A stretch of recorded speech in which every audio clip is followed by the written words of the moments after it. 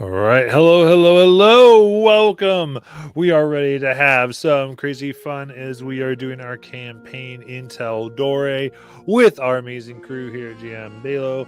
And we're going to have some fun. Last time, our crew making their way from Singorin to Kymal got about a week into their journey before they came upon a woman transporting a few young children. After questioning the woman, they attacked her and decided that they were better. After brutally murdering her, they took the children and are now taking them to the place from which she said she took them. Whether for the purposes of liberation or to return them to some type of hellish landscape is yet to remain to be seen. So, with that, our crew has them nestled in. Specifically, Nala has them around her as she sleeps protectively, wanting to make sure no harm comes to these young ones. Now, if you want to help our people out in their exploits, you can go ahead and give some inspiration over on in chat. Without that, we will begin. So,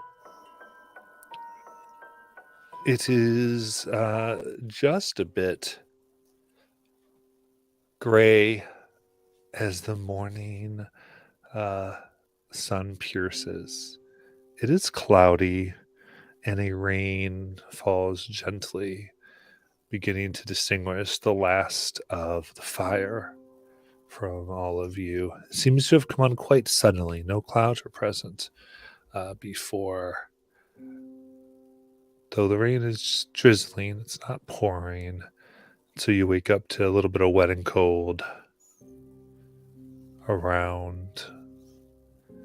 As you see Nala with the children, all somewhat snuggled into her in some form or fashion. What would you like to do? You said it rained the night before?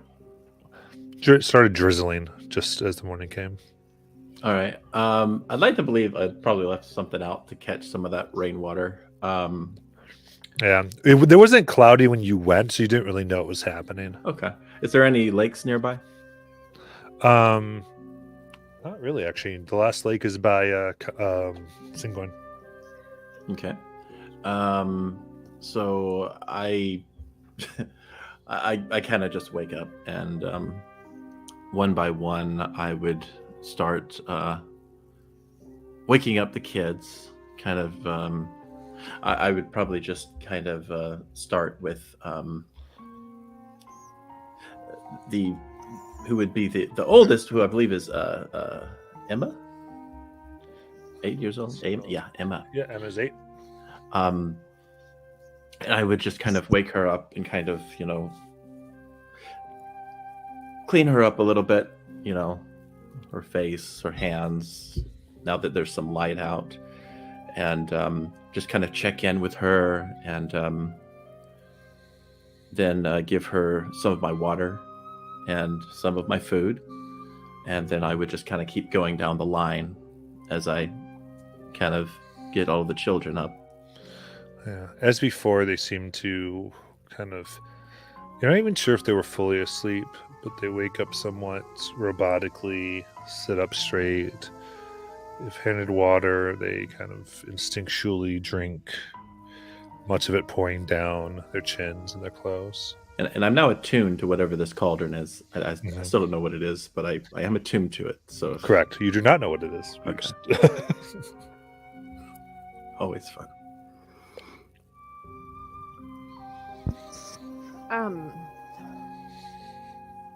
Sayuri, before everybody woke up, because she would have already been awake for about 4 hours, she would have paid attention to them as they slept. Probably particularly like Ervir, because of the children, and to see like how they were with their dreams, if they slept roughly in their dream, like with their dreams, or even if they seemed like they were having dreams. Make a perception check.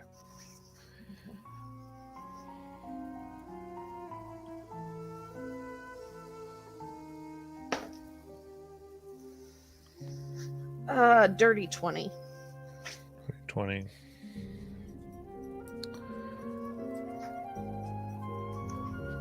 Seems as you watch them, there was a point where their mouths snapped open and you could see what almost looked like pressure being put on the inside of their lips, trying to open the mouth wider. And then it stopped, lasted a few seconds.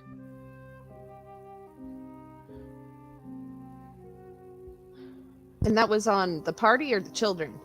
Children. The children. Okay, what about the party?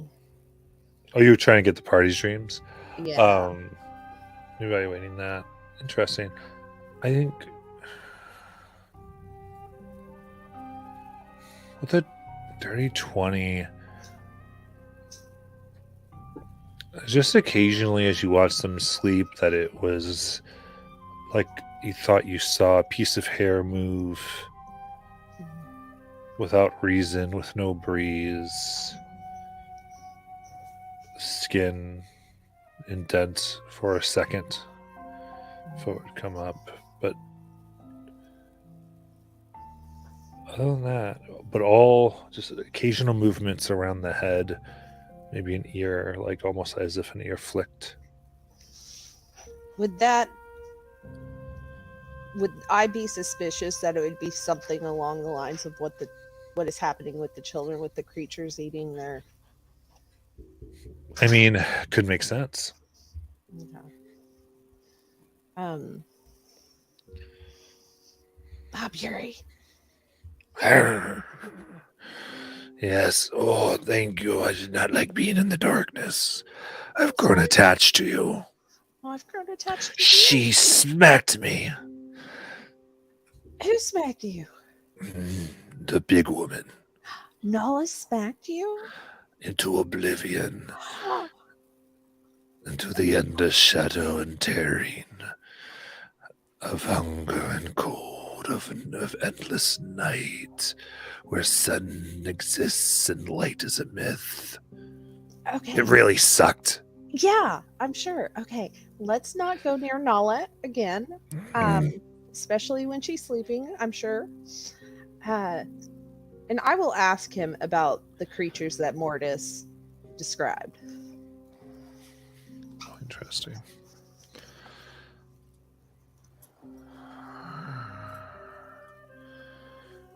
For this, I'll let you roll.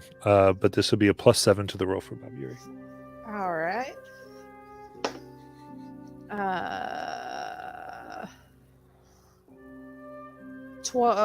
19.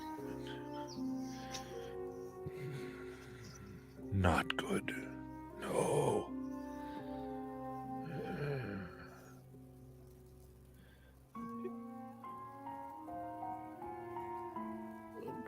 These have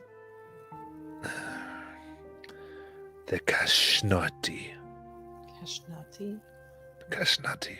Okay. It's what they are called. And are they're Shadowfell? More demons, fiends. Demons. Yeah, in a sense, they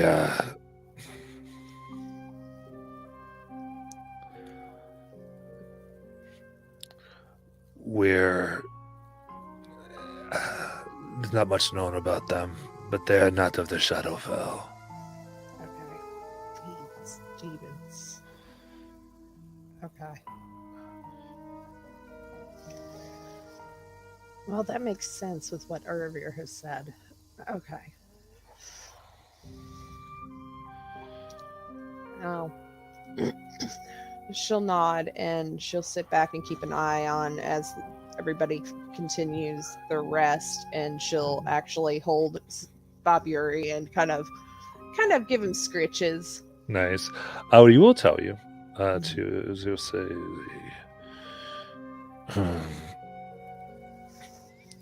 they feed only on terror and distress until they can manifest themselves into this world as pure nightmare. Oh shit. Okay. So we need to figure out a way to get rid of them.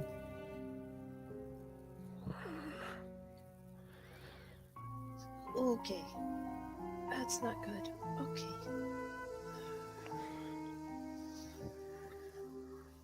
Thank you, Bob Yuri.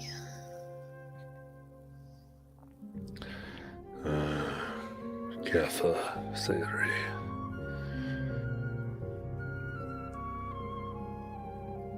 Yeah. And he gets up a bit. You see that now, as opposed to only having, like, it seemed like he could manifest legs or arms or wings, like, it actually looks like he has, like, full appendages, and there's much more to Bob Yuri now than there was previously. Grabbed extra terror of shadow and night when I came through again. You're getting bigger. My baby's growing up. All right. So you have those things. Other than that, everyone can wake up. We need to get the camp, take it down, get moving. Yes. We should get the kids in the back of the wagon, so they don't. I don't know if they can exhaust themselves with walking. Can they?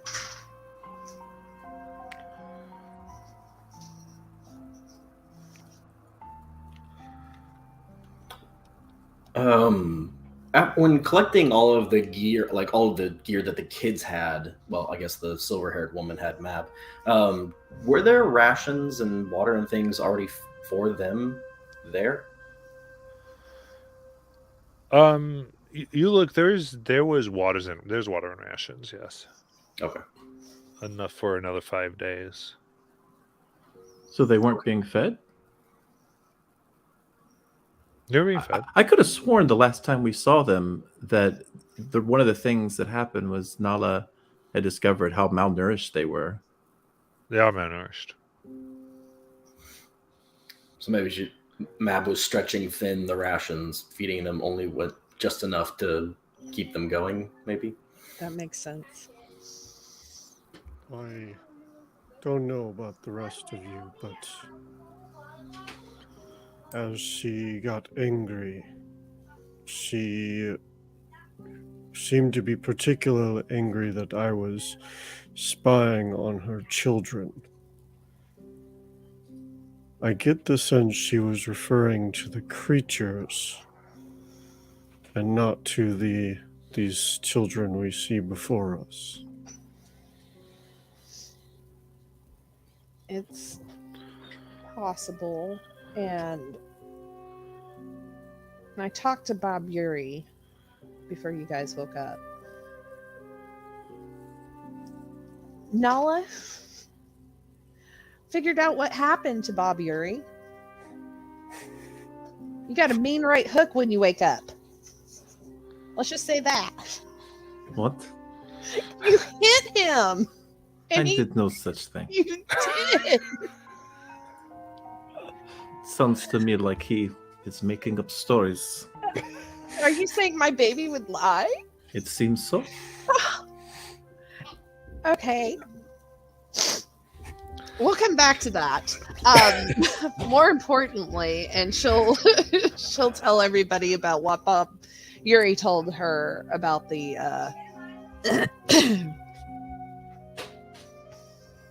the creatures. Okay. You know,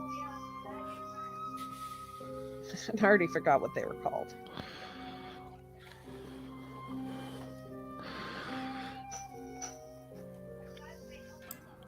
in hearing the retelling of the Kashnati, Ervir's gonna pull out his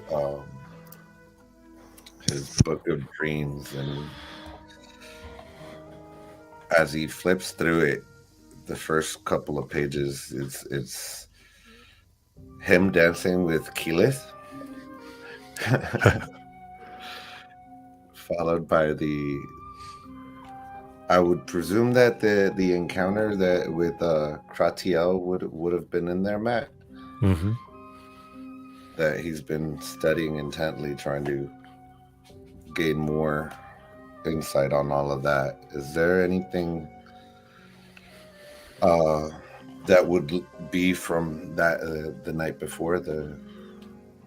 Okay. Now, remind me, was this a journal or is this just one that had your dreams?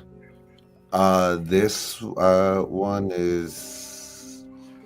Oh, that's the long resting. The Book of Dreams records. What does it say? That's advantage. While the tune text and images on the pages disappear and are replaced with an amazing array of random symbols, sigils, and illustrations, apparently being filled with the collected dream of the attuned owner. Okay. Perfect. Yeah, make investigation check. Advantage because of the thing. 9 total. Okay. Yeah, sure. You look through and you see your dreams as you look at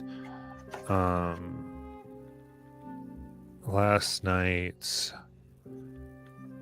There, instead of the full color and detail, there's a page where it just seems to be almost like black charcoal dotted with red and what looks like maybe many eyes and a gaping mouth of red light.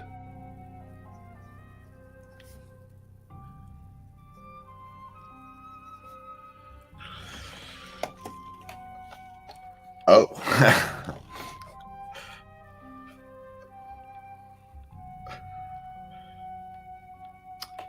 I kind of go over towards Mortis and see.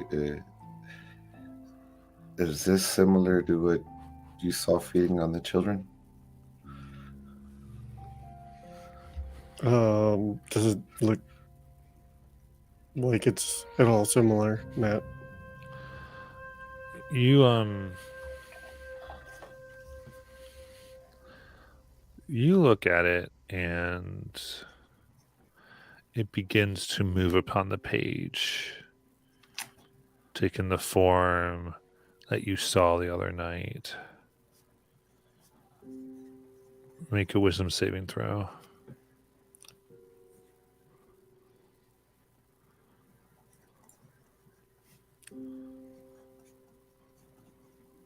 It's a 12. Unless it's a charmed or frightened effect, and then I have advantage. It is not.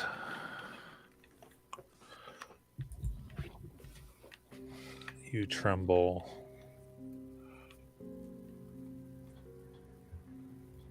And what happens here is it seems like this charcoal leaves the page and surrounds Mortis, taking shapes. And this will be of your worst fears and this endless miasma. What would they see?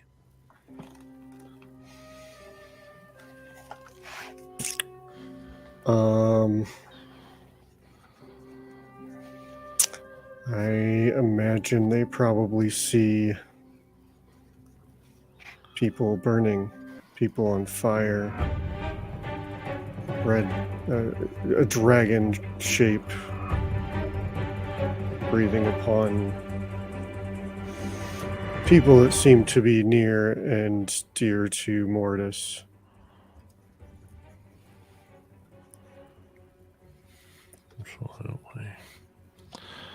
and you immediately take 10 psychic damage. You're restrained and blinded in this moment. Oh damn.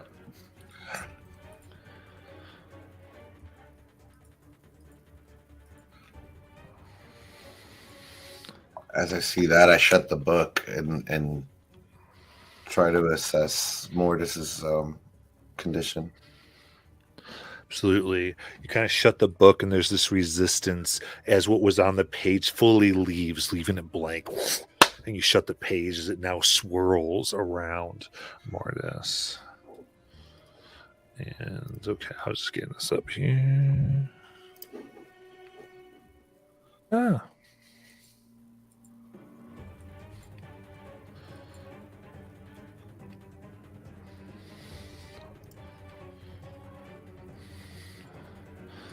Can roll for our initiative. Everyone? Yeah, all you can roll. Oh, shit.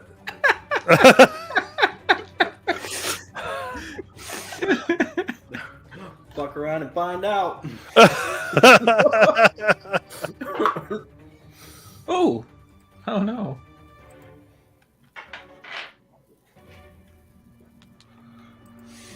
Okay, just looking for Rowan. Oh, that's right. We're doing it here. Good. Good. How did this happen? I showed him a book. No, our initiative. How did this happen? How am I first? Yeah, Sarah, you're first to go.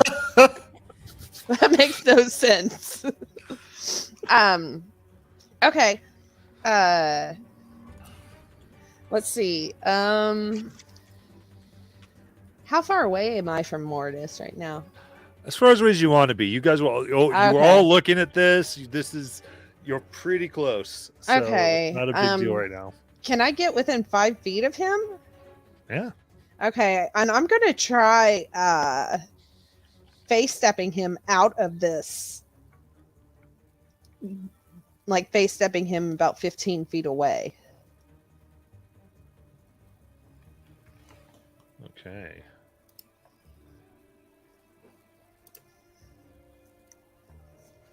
Absolutely. You grab him, whoom, and this, as you appear, you are now 30 feet away from the group with Mordis and the thing that is around his face. Oh, fuck! Okay. Okay. Oh shit. I will try and hit this. No, I won't try to hit this stuff with a dagger. I don't want to hit him with a dagger. I don't know what to do. I'm gonna look at I'm gonna call out. I don't know what to do. I tried. I don't know what to do. And take the dodge action. All right.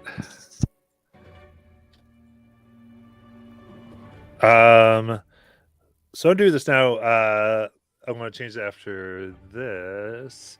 But Sari, go ahead and make a wisdom saving throw. Oh no. Okay. Let's see. 14. 14, you are frightened as you begin to see your sister being torn apart within here, visions of you failing, of you being the reason for the fall of the kingdom, all reflected within this. So, Uruvir, it is your turn, and I need a wisdom save. Wisdom save. Should be good at those. Hand or need some focus when you get a chance.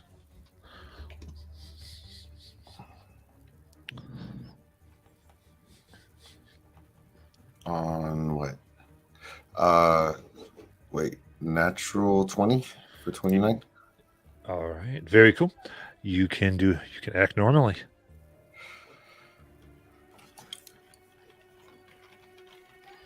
Was I able to ascertain the that he was blinded?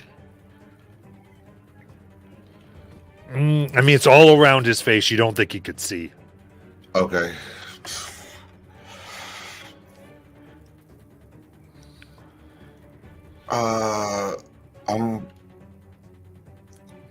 going to run over to him after he's been face stepped out. You move 30 feet. And I'm gonna do cast Shield of Faith on him as my bonus action. Okay. So his AC goes up by 2, and I'm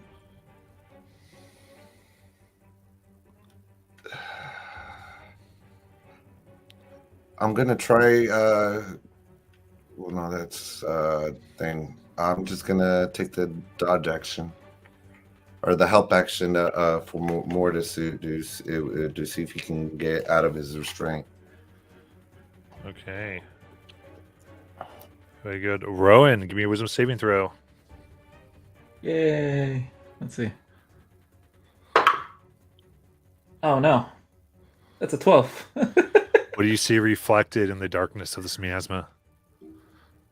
I think my companion's strewn about on the floor, bloodied and dead.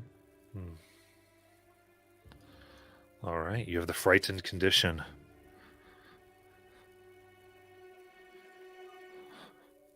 What would you like to do?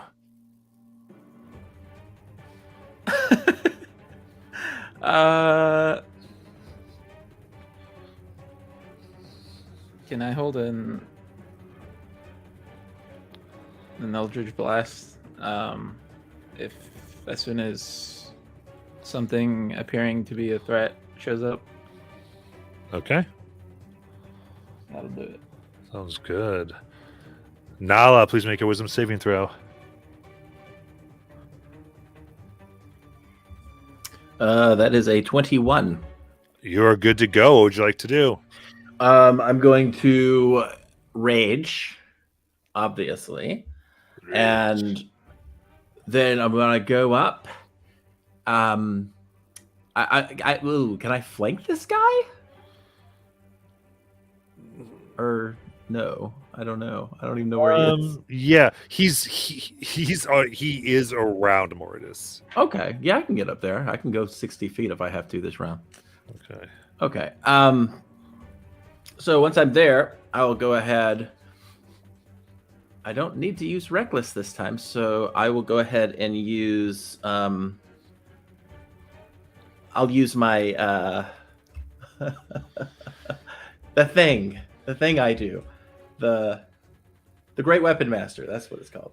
Nice. All right.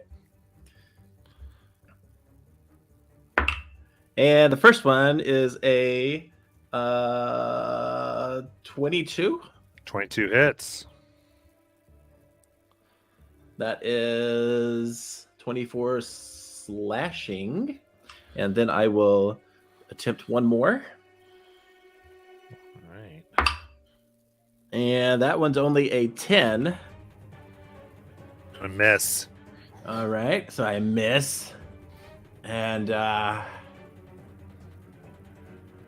yeah, that's what I do. That's what I Okay. do. You slice through some of this darkness as it seems to scream in your mind. Bim, you can start off with, this is against frightened if you have any advantages, but this is Bim saving throw. Wisdom.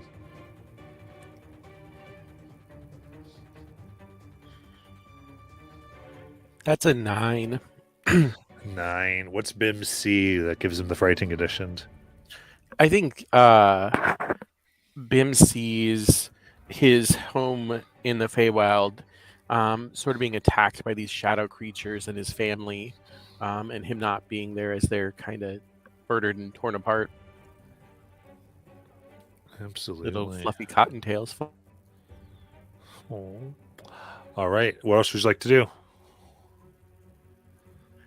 So frightened, I just can't move any closer, right? Correct. And attacks have disadvantage. Okay. So Bim will kind of do this quick flourish with his cloak, and 2 feathers will fly off towards the creature. So disadvantage. It's a natural 18 and 19 on the die, so 24, 23. Yeah, that hits. And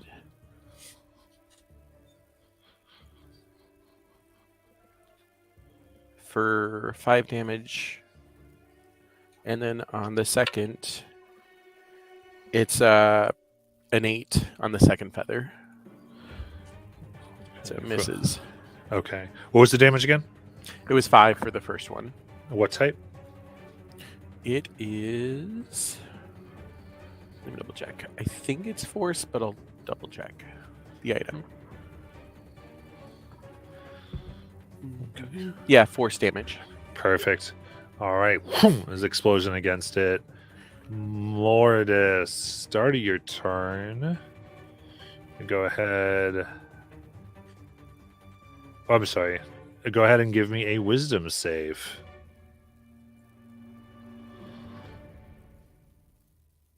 That was a 13. A 13. You are still filled with terror and dreams. And now give me a wisdom save for frightened. Does he get any advantage because of the help action at all? What were you doing to help? Kind of just holding his hands and just making sure that he knows that he's not alone, that I'm here with him. All right. I don't think for these, maybe for something else that he would do. For this right now, That was 2 6s for an 8. okay, so you've got frightened as well as your other fun conditions. So you're blind, you're restrained, and you're frightened. What would you like to do, Mortis? Morris will. I don't know what the hell is in that book. And he's just gonna flail wildly, and that'll be his turn. Trying to, like, he'll try. I mean, flail wildly, trying to get a sense of, can he get this thing off? Okay, I mean, it has form around you. You definitely feel. Oh, so I can feel it. Then I would definitely try and pull it off if I can. So what I'll say is, as you try to pull off, like it's connected to you in a way that is not physical. There, it cannot leave physically. It's like it's more. You feel like it's hooked onto your soul itself.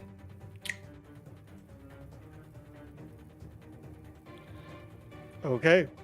Well, I will futilely attempt to pull it off, and it will go nowhere then, because that's all he's interested in right now. You got it. And that'll be my turn. All right. So now at the start of its turn, you would take 12 psychic damage from it simply being on you.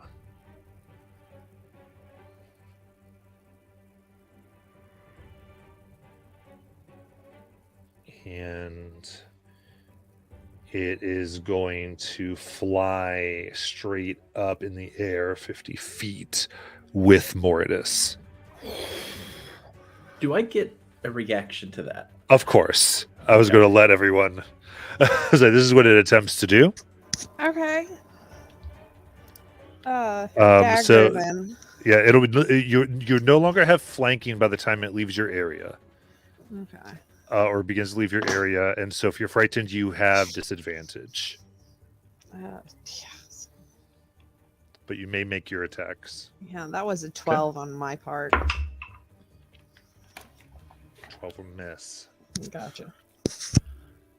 That is a 23. That hits. And that means his speed is 0.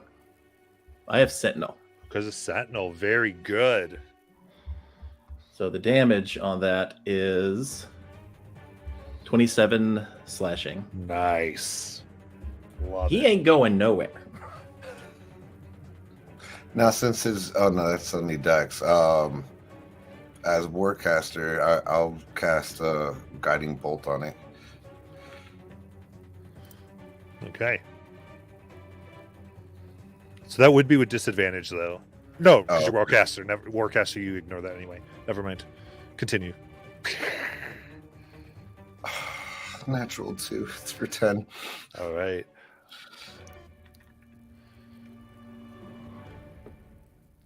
All right, so theoretically, they are 5 feet in the air.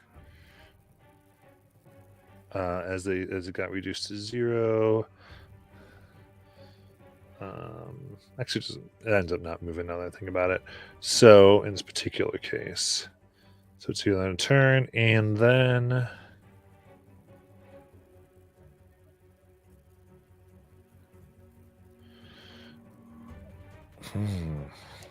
all right, it's going to begin to munch on the hopes and dreams of Mordis then. So first one. Ooh, it's just a 12. You're able to resist it. And that is a 25 to hit. Oh, that hits. Oh, For- unless somebody's silvering barbs in. I don't have a reaction anymore. Yeah. For 11 psychic. That's all it can do right now, so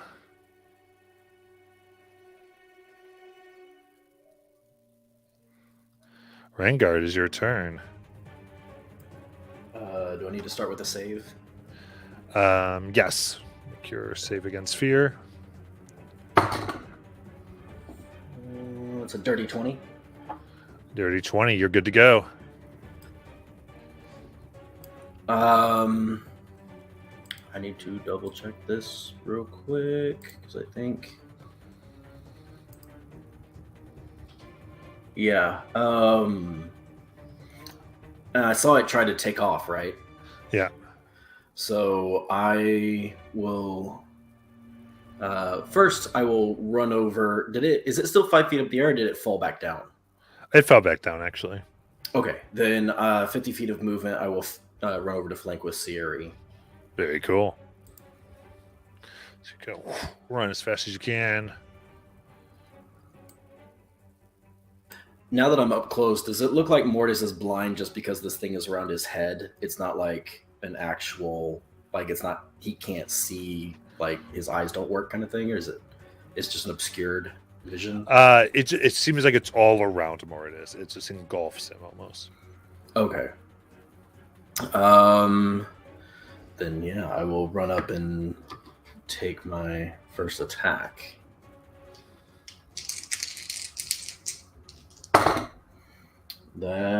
It's so close. That was an 18 and a 19. So That's going to hit.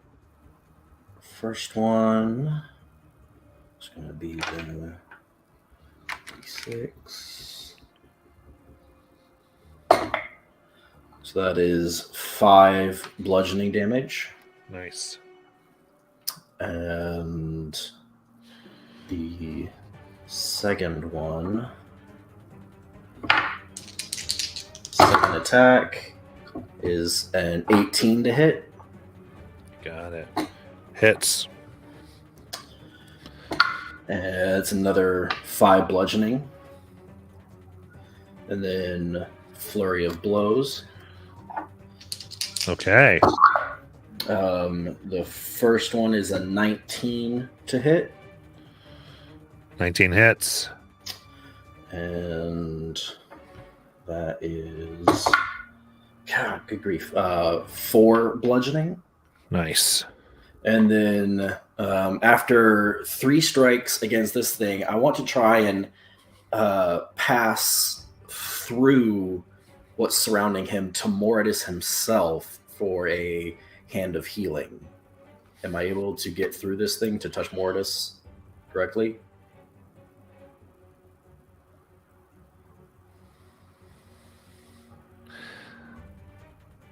You cannot touch Mortis. Okay.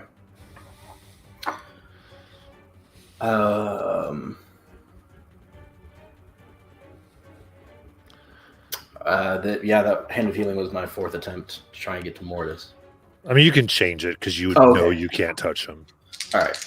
Then the 4th one, that's an nat 20. Nice. And so all the fun things happen. Isn't he still glowing pink, or has that pink thing around him? I didn't get a chance to ask. We didn't get around to what Ringo was doing this morning before the bullshit happened.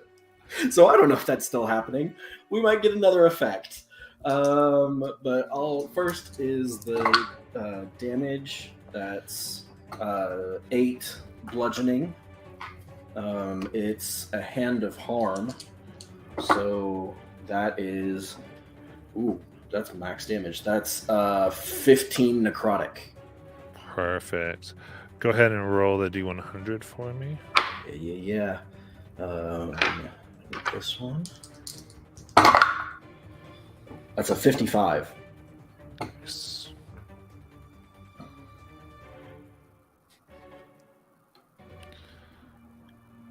Okay.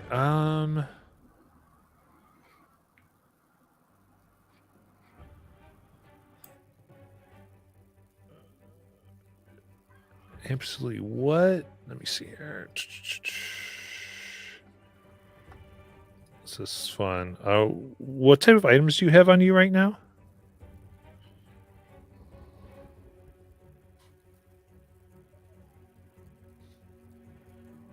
Okay. You're muted. You're muted. Yeah, I have, let's see, I have that Rune of Redemption, the blue stone in my forehead. I have the Charm of Restoration. I have the Royal Wraps of Sylvan Madness around my shins, the Necklace of Adaptation, the Ring of Jumping, a +1 sling, and my robes. And then that's it. Yeah, so you strike out with this fist, and this burst of magic rolls around your ring of jumping, and a second one appears. Did you say a second ring appears? Yeah, second ring of jumping. Okay.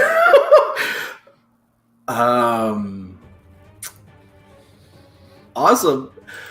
And And with and it has to make a DC 15 Wisdom saving throw.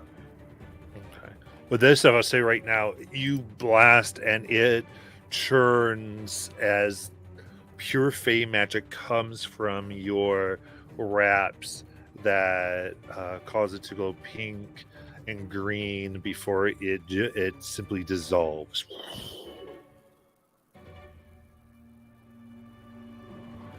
And it is gone. What was that? Behind you, you hear a dull thunk. I turn around to look and see what it is. One of the children's lying on the ground.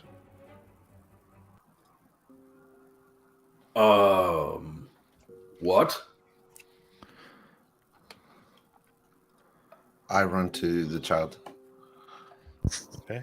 I look for the other kids. Are they in the? Where are they? Standing where you left him. Next to this one. I head over to them while he's heading over to the fallen one. Okay. So it's all essentially they're all next to each other. But yeah, absolutely. Oh, okay. Then yeah, I'm sorry. I'm heading that way. All good. So you rush over. What do you want to do? Can I do? Is he alive? Is he breathing? Do medicine check. Medicine check. Which one was it? Hey, oh yes. You may roll a d6. Oh no! I can let you roll that one. I have to roll a d6? Did you want me to do it? No, okay, hold on. I'm rolling your dice that you sent me. It's your fault which one this has affected. Mm-hmm. I roll a 2. That's Liam. Crap. I got a 25 on the medicine check. Okay. You 25. I have the number 25 next to me on this. And you get down, and there is this like tremor in the heart. And it's about to it's like the heart's about to burst from stress, and instinctively you take things out of your patch. You just are thinking of what to do, and I feel there's this moment of calm, a little bit glowing of your eye, and you put down herbs. You strap the kid down so he doesn't bite his tongue as he kind of is convulsing, and you whisper. You stroke his face. You say, "It's okay. It's okay. It's okay. It's okay." And it seems you prevent essentially a heart attack in the child. They do not get up. I lean down to kind of I just kind of hug the kid. When I touch them, what happens? Because I just remembered they. Oh, he's gonna be in pain. Oh. Yeah.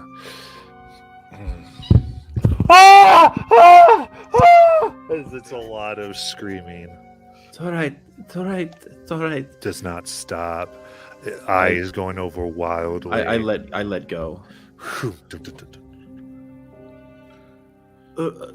Nala, What happened? I need you to do. I want to try something. I need you to do. You touch him again. All right. And when she touches him, I want to do healing hands on the child. What? Before she touches him, she's gonna look at you and she says, "God speaker, he was in pain. I want to see if my healing magic will actually go through when he's conscious." Okay." And so she will reach down to take hold of him. And kind of like in a choreographed as my Irvir's hands glow bright yellow as she lays that her hands, I do as well. Make a wisdom check. Wisdom check. 25. You push your energy in here, trying to repair whatever is broken. And your magic usually resonates with some type of consciousness or soul. And so in this moment, you're searching, and it's empty, almost an empty husk, until you find just the smallest glimmer.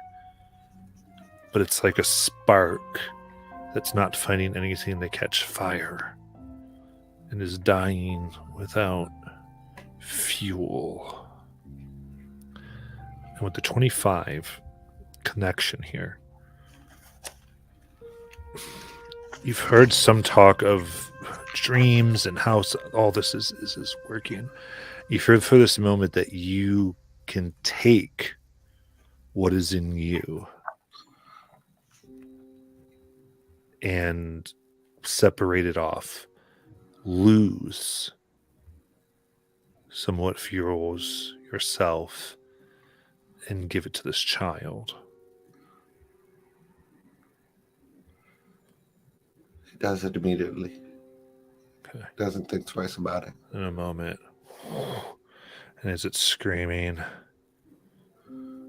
Liam screeches, the energy goes forth, and holy fire bursts around the three of you. And all of you see standing, it's about 20 feet round of this fire. And in the midst of it is this, outlined in the fire is a winged creature. Claws, looks down. You see eyes all over their body, blinking. Looking down upon these three. And then or your heart is in pain, you grab yourself. You're going to be knocked prone from this effort. And Liam, stop screaming. Liam. Nala looks at you. Urvia. Oi. Go see her. Are you alright? Is he?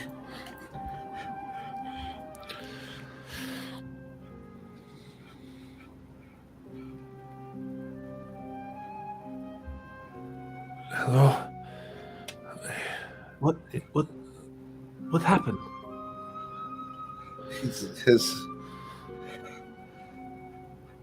His soul was about to. There was nothing there. I did what I could. Is he all right? Yes, of course. What? Are you all right?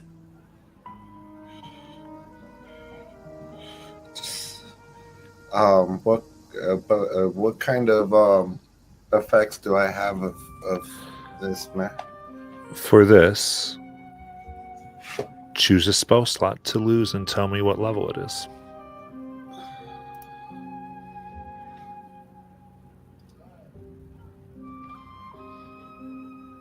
I'll lose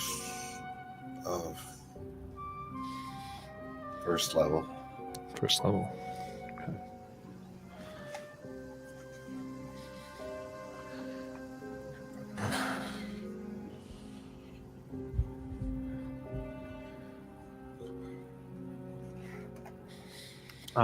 If I let go of Liam, is he still conscious? You let go. And he just looks, and he doesn't get stiff. Liam. Yes. You are able to talk. Looks. I don't have to go. I don't have to go back to the darkness. No. I don't have to go back to the darkness.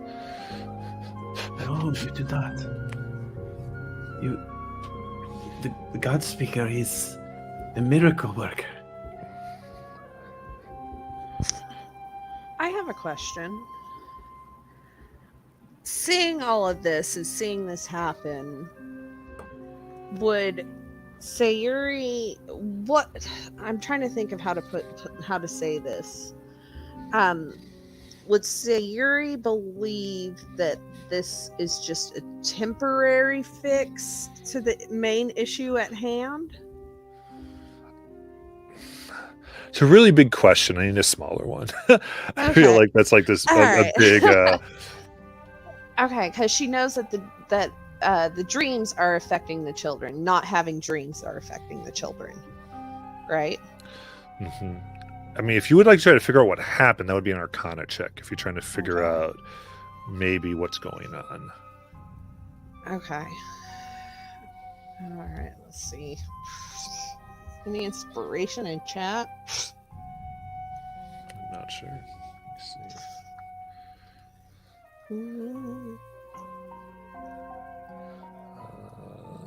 I think there are 3. 3? Mm-hmm. Okay. I will take one and I'm going to use it. Yeah, I see 3. All right.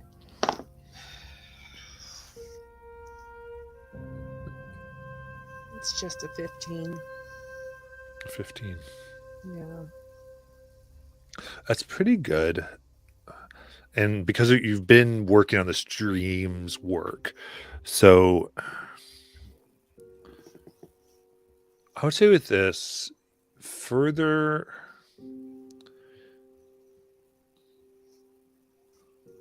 children seem to need to connect to the Feywild, to dream, to have dreams. It could be why some of their stuff is so literal, and it's almost like worlds sucked from a child. Yeah. Adults, as they grow old, have dreams that aren't of pure imagination, but they're of this world. Okay. And but it's not refilled anymore. So as if whatever that initial filling, that thing that helps people and creatures be creature, have imagination, the children could not get filled by that, and it seems that Orvir sacrificed his stores of it, or some of his stores, in order to give it to this child, to give them something. So what the child has is more long-lasting than possibly what it would have had before.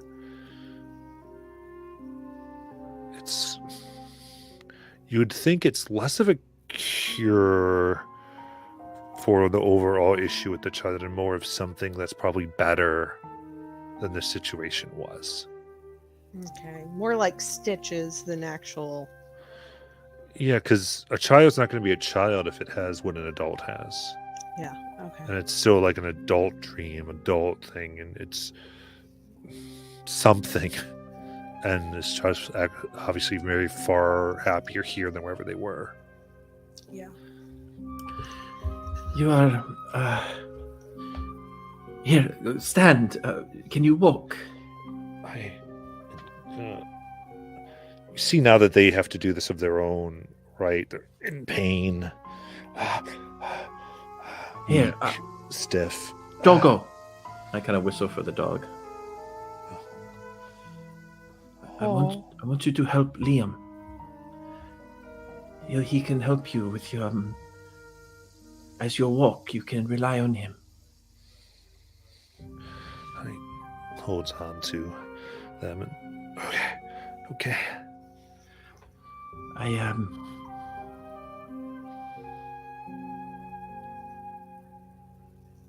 Never mind.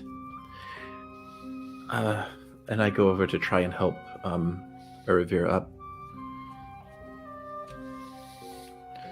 Okay. Up.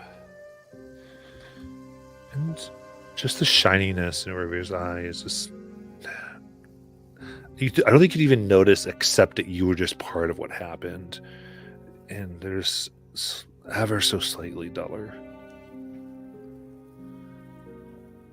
But he's there. You did good. Very good. These children don't deserve this. No. No, they do not. We should keep moving.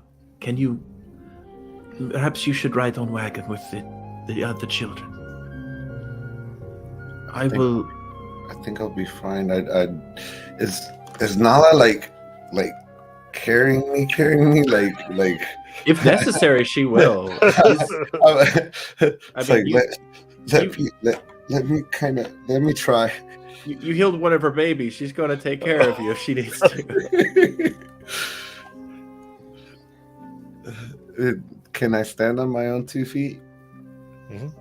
If I let you.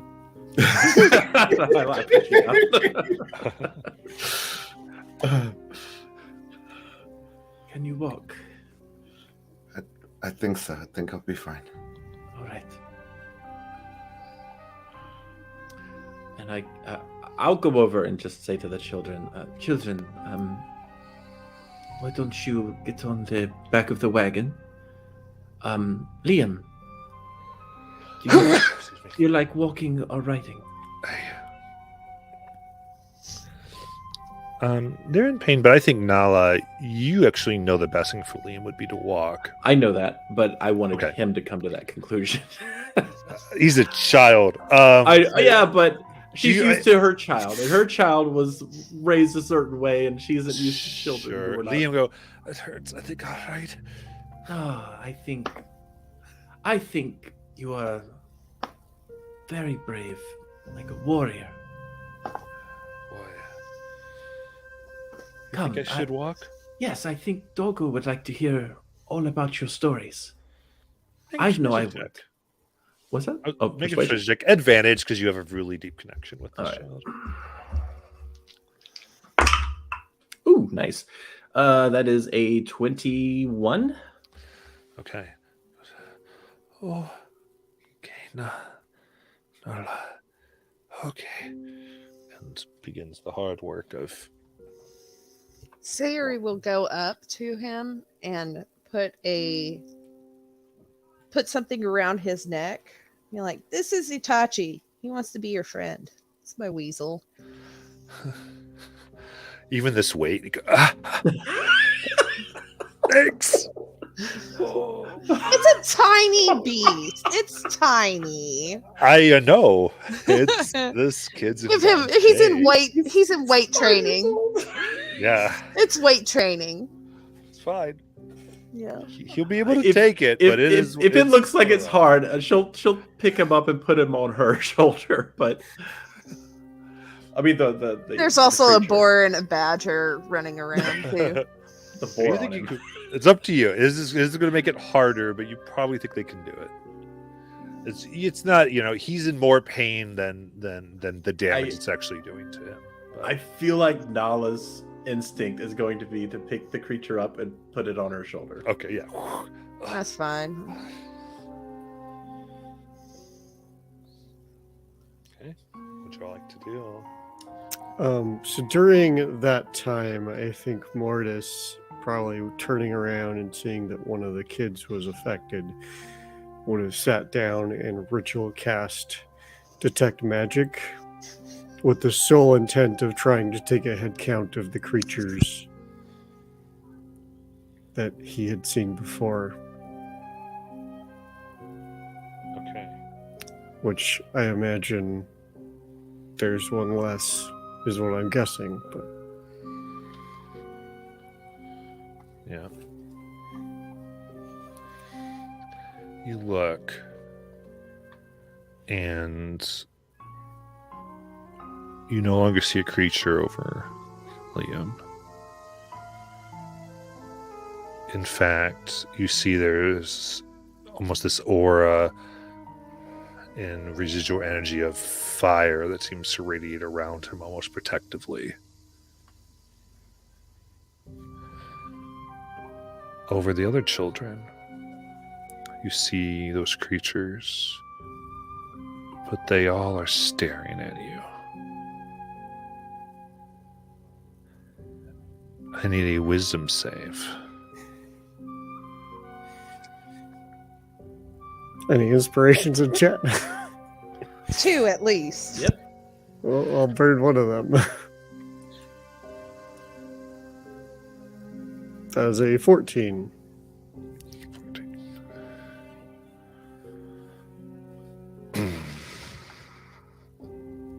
So, the 14.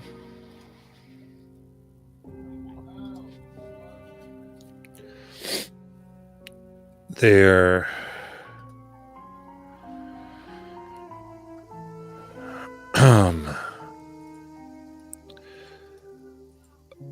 you feel this darkness in their gaze penetrate.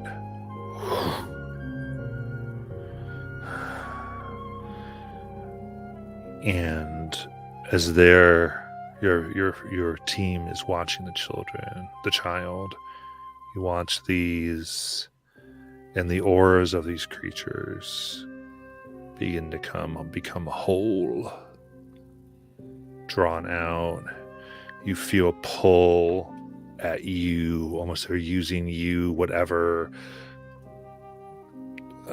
corruption effect that was taken out of you, they now take hold of. And now you all see in a moment 5 come from the 5 other children and descend upon Mortis. Oh no. Real quick here. They're Mortis. Stop looking at him, Mortis. It wasn't my intent to stare. I just wanted a head count. All right, that's AC 19. So let's see what we get here. That's going to be 12. It's still up?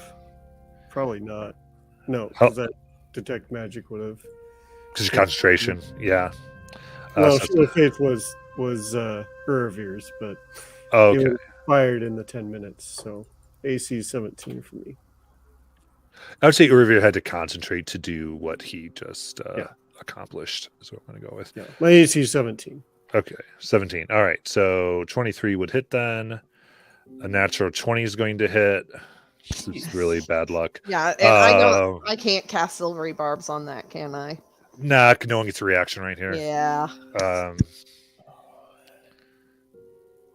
Okay, that's another hit. So it's 2 hits and a crit.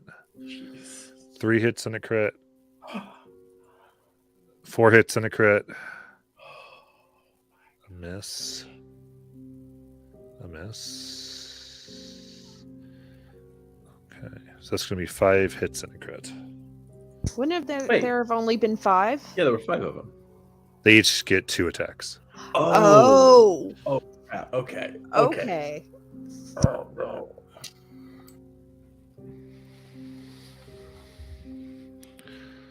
Five hits and a crit. Okay, so the first amount of damage. I hit pause and then reload the game. Quick save. Quick save. I want to scum save this real quick. Yeah, I think we're going to probably hit an unconscious is my guess here. So that is going to be 61 psychic. Yep, I'm unconscious. So they swarm, absorbing Fears of Mortis, and that is their surprise round. And actually, they would have got advantage, but I didn't roll with that, so we're good. So was your team attached to Moritus? Or... We can reroll initiative. Here we go. Oh man. Oh, that's a real bad roll.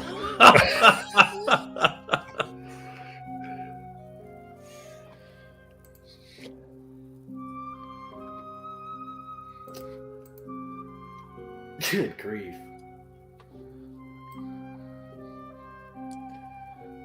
All right. So I'll remind you, you barely saved Liam. And you all know you barely saved Liam. Nala's about to lose her mind. So there's a lot here. You do whatever you feel like doing. Just give me the facts.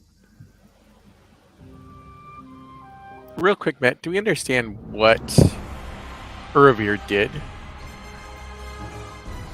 You haven't talked a lot about it. I mean, Sayuri hasn't said anything about what she knows. Okay. kind of let you all figure out what you. And I still don't know what the cauldron does, right? Or do I know any abilities of this cauldron? I mean, you know, the Attuned to initial it. ones was to order the kids around. But I could do that before I was attuned to it, right? Correct. You've not played with this cauldron. So I need to play with it to figure out what it does. Yeah, I mean, right? Yeah, you don't just get to know something because you're tuned. You can tune and then Okay. just, That's what I was confused. I just I would say especially this. We're just this is a very complete, Yeah. more mysterious item. So Gotcha. like when you have a +1 sword, it's like, oh, this feels sharper and lighter, and I feel like I can, there's a more. So now it's going to just be slinging around this thing during the combat. Like, what are you doing? All right, so let's see, a little stuff in here, and yeah, I think that placement's just about right. Looks like some more inspirations are getting pushed in here. Bim, it's your turn. Okay. So I just want to look something up really quick. I thought we were good for a while. Okay.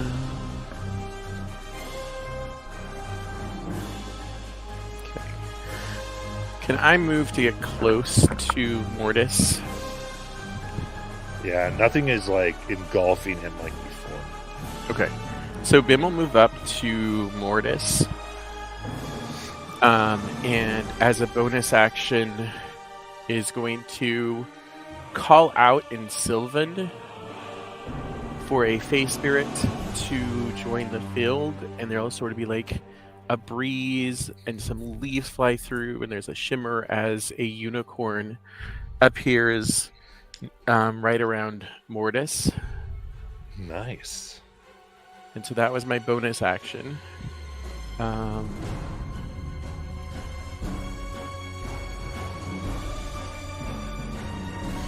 And then I'm going to cast There you go, art department. Unicorn. Cure Wounds at 3rd level. So again, Bim will continue speaking in Sylvan, kind of sing-songy, reaching. Is that 2-leveled spells, or is this a different way you summon a fake creature that I'm not So aware of? is a feature. The Oh, the- spirit totem is a feature from. Okay, using your spirit totem. You're not summoning a unicorn. Okay. Right. Yeah, it's the Cool. spirit totem. I'll just get what you're doing. Perfect. And then, Continue. so I will reach in his bag and pull out a couple of the different teas that he has, and then just kind of sprinkle them over Mortis as they begin to glow with a green light. And Mortis gets.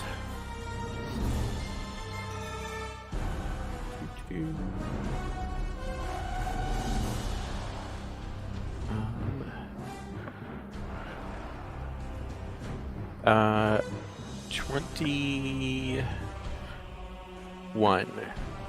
22 hit points back.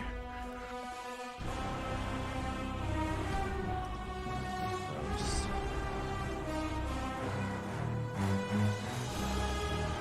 And then, since Mortis is still down, Mim will just kind of stand over him, ready to take any attacks that come in.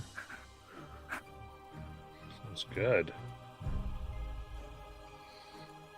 All right, so you stand kind of protectively over the best you can, and Siri, it's your turn.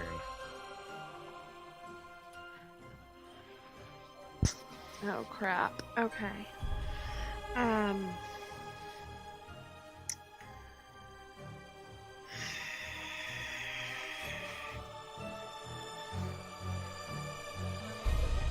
How many of them are within 5 feet of each other?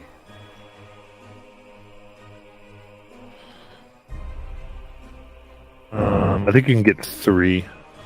Okay, then I'm going to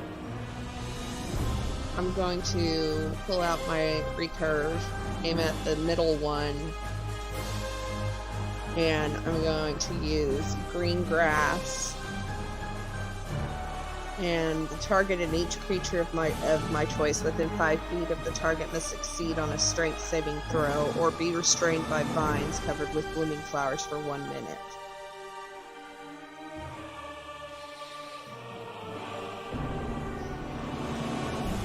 Okay. So this is on one of them. What's the save again? DC 15. Okay. It's a strength. Strength save, thank you. Yeah. 19. On all 3 of them Okay. Is that on their turn, or is that when you cast it? when I cast it.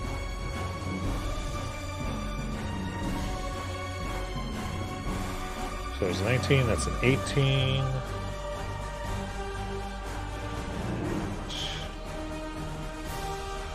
A 15. Damn it. Okay, well that was a waste.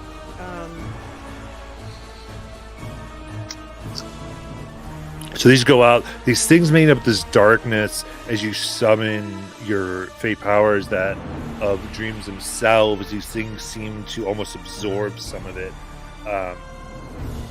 being made somewhat of the same magic that you conquer. Gotcha. Okay. Hashtag they have advantage on all saving throws against magical effects. Gotcha. That's the Okay. flavor. Then that's all I've got.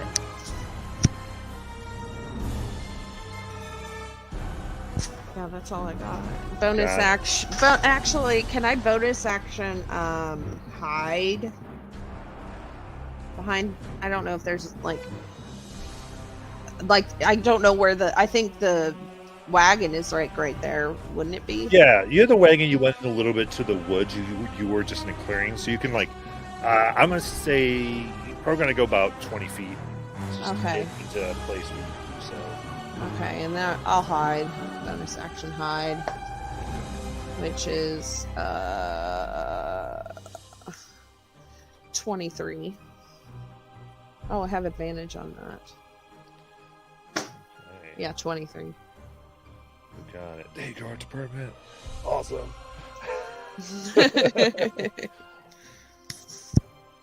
Perfect. Rowan. So here he died of dysentery.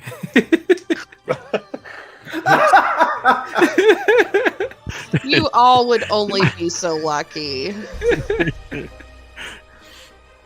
Rowan's gonna ready his bow, mock the arrow, Shukra, and we can see these things, right? Mm-hmm. Okay. Yeah, he's going to take aim at whichever one's closest to Mordis. Or yeah. Okay. For a 23 to hit. 23 hits. For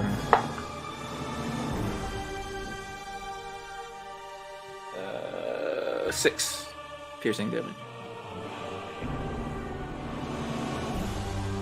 Perfect. Anything else? I'll ready the lute and start singing. More of this. You want more of this? You get in trouble. More of this. We're here to help you out of this. Amazing. I give him bardic inspiration. That'll end the thing. All right. The one you hit is going.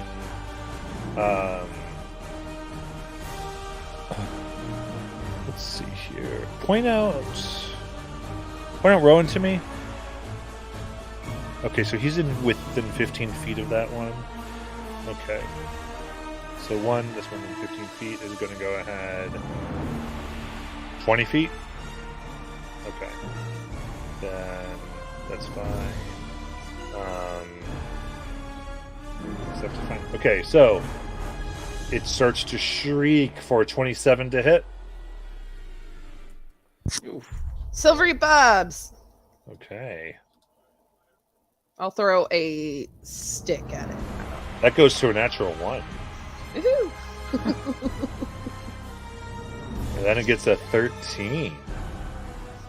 So that's 2 misses.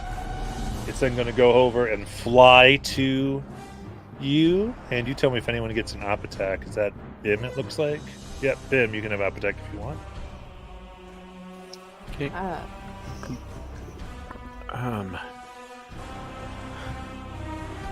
Bim will attack with Summer's Dance.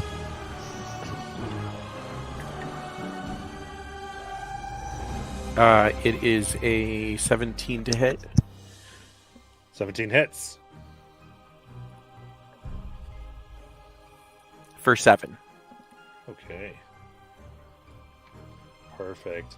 All right, you see then it starts to swirl around you.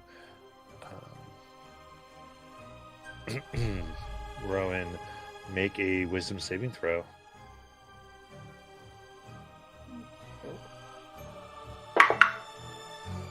Oh no. That's a 7. Okay. What are the fears that surround you? Right now it's losing his friends. And your friends, now this though eats your mind. Fears are everywhere. You cannot see anything but these scenes. You are blinded and restrained, and you take 11 psychic damage.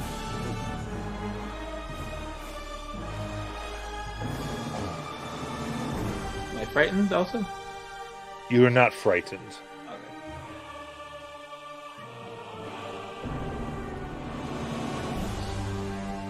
Next, this one above Mortis will strike the advantage because Mortis is prone. For 22 to hit. That hits. Sounds like it's hitting for 10 psychic damage. Let's go strike again. For 24 to hit. That also hits. That hits for 11 psychic damage.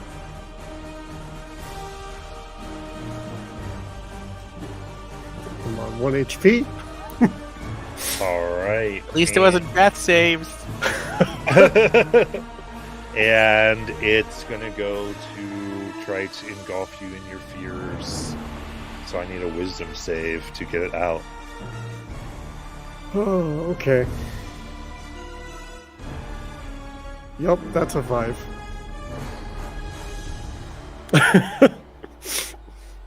Yeah, that'll be 13 psychic as its bonus action.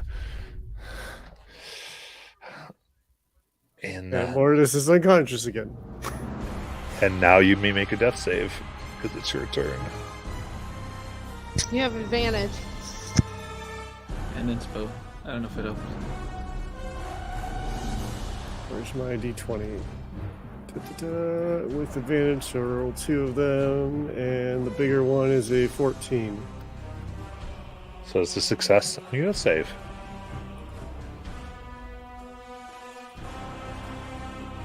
Alright. So let's see here. Got there's one that's right by Bim. It's going to try to get some Bim in its life. Here we go. First attack is 14. Misses Bim. Yep. Second attack is it shrieking for 21 to hit. That'll hit. Okay. And that is going to be 10 psychic damage. And it's going to try to overwhelm you with your fears. This isn't a fear effect. This is an engulfing nightmare. Make a wisdom saving throw. I have an inspiration, so I'm going to use it. Go for it. 19. 19 saves. It does not take you over. Nice. Next. So all here. This one is going to aim over at Urvier.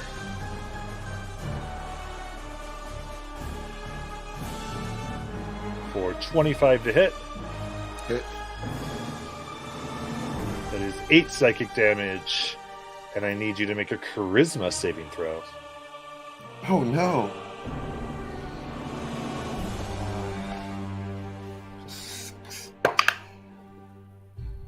17. 17. You feel this pull, and you're able to resist as it goes to strike with its shriek once more for a 17 to hit. Miss. What was the damage on the last one you said? 8. Oh, 8. Okay. Then barring that, it's going to cross and fly over to Urvier. And I'll need a wisdom save as it tries to engulf. Okay. 11. 11. You are blinded and restrained for 10 psychic damage. The very last one will aim at Nala. Do its shriek. 12, which pretty sure misses. Yep, And 18. that hits. That is 14 psychic damage, and I need a charisma save. Okay. Oops. All right, it's 17. 17, you're good to go. As it's then going to try to fly over and force a wisdom save. Okay. That is a 16. That is the DC. Because if you were blind, that would have been a problem with the ball. If that's what you're trying to do. All right, Nala, it's your turn. All right. Well, where's Liam at? Where's he? How's he doing? Liam is in the midst here. Oh, that's wonderful. Okay, so I have this cauldron. I'm going to try to figure out something to do with it. I'm going to play with it. I'm going to I feel like logically here, the way Nala would approach this is she doesn't know if this is going to do something good or bad, so she's probably would more than likely use it on herself so that if it did something bad, it didn't hurt anyone else, and if it does something good, then cool. And the other thing is before she does that, she would yell at Doggo to take Liam to back behind the wagon, and I don't know if she even has time to say this, but her other idea is to yell to the kids and tell them to think of happy things. Because I feel like she's wondering if that will take these things back to them, because she doesn't want to kill them, so she's not going to attack them, because that'll hurt the kids. So yeah, so she's going to spend the remainder of her turn seeing if she can figure out what to do with this thing. Okay, what direction are you trying to, like, how is she trying to figure it out? Is there anything inside of it? Is there like liquid inside of it, or is it like There's no liquid now. Do you want to try to look on the inside for any clues? Yeah, sure, I'll try that. Okay, perception or investigation? I will I will do a perception. And here we go. That is a 13. 13. Okay. You run your hand on the inside of the bowl, and with a 13, it's like you feel scratches? No, writing. But you can't perceive the writing with your eyes right now. Yeah, and she's not the best reader anyway, so this is... There is writing on the inside of this bowl. Oh, there is? You can't see it. Okay, I can't see it. But you feel writing. Great. Okay.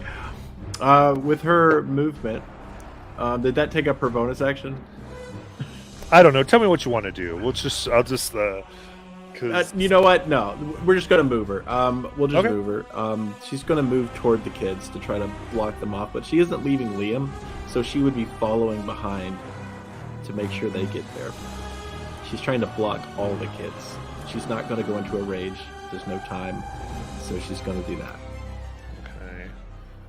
And as a note, the only damage these things have dealt is psychic. Right. So Wouldn't have mattered anyway. yeah. Yep. Neither of them get an op tech that's higher than 17. That's my AC. Yep. So cannot get you. No, a 17 would hit me. Right. They got a 10 and 14. Oh. I said it strangely. Very cool. Then, all right. So you take this. There's writing in it. You just move back. And it sounds like you're trying to herd the other kids as well. Yes. Yeah. As soon as you tell them what to do, they move, commanded by the cauldron. What else? What I think Nala knows, because the kids did what they were told. With you holding the cauldron, this is happening. There is probably a secret with this cauldron. You think that you're probably on a right track. Okay.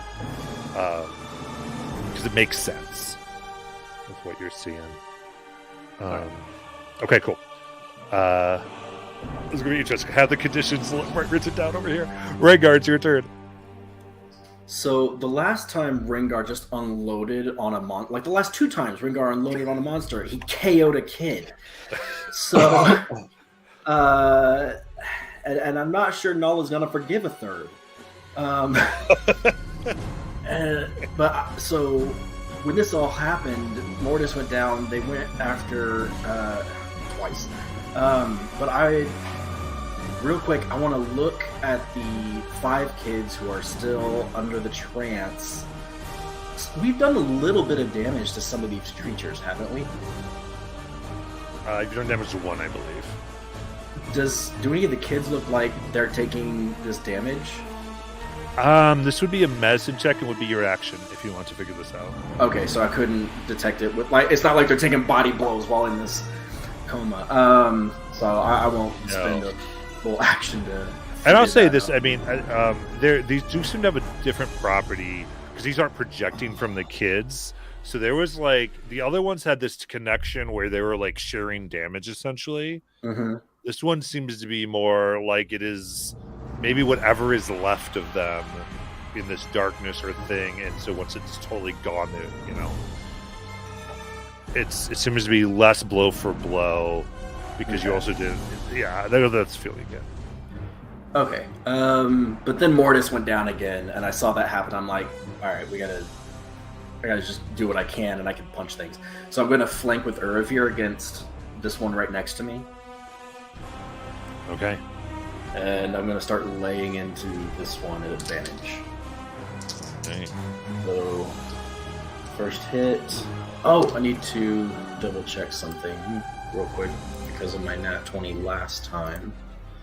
An additional D4. Okay, for the next minute, so it's gone. So I'm starting over again. All right, first attack. That's an 18 to hit. That hits. And that is 8 bludgeoning. Nice. Second attack.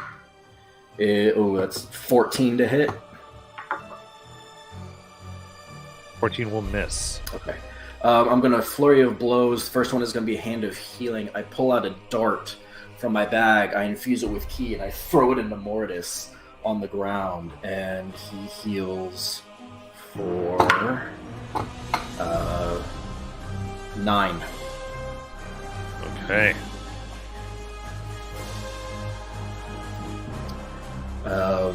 And as I throw it, I use that momentum to spin around and spin kick the creature in front of me with my 4th attack. That is a 25. That hits. And that is 6 bludgeoning. Nice. And do I want to? I want to at least try it once. I'm going to use one of the abilities of the Royal Wraps to spend another key point so that they have to make a Wisdom 15 save. Oh, nice.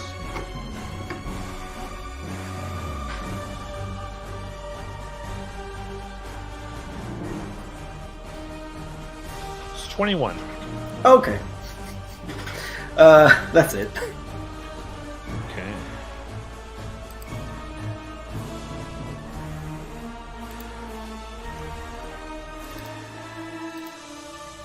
Rivia, it is your turn. As my action, I'm gonna. So I'm completely blinded. I'm restrained, and you just see Irvir just close his eyes, and even through it, as he opens it up, even though he can't see, his eyes just flare up. His wings just spring out as he yells out, "I'm the one that you want. Come at me!"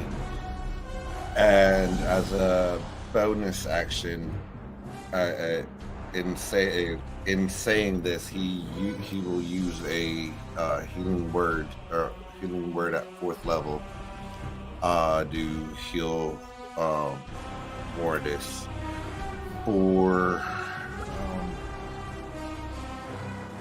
44 plus 11.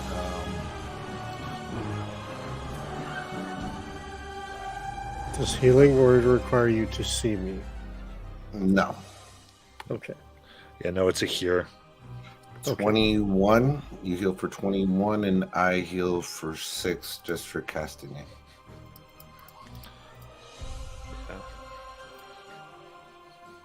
And I'm basically trying to do just bring their attacks over, showing them that I too am an Azamar, trying to goat them into attacking me.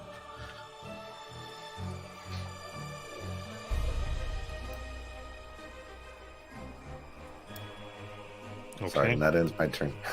All good, Bim.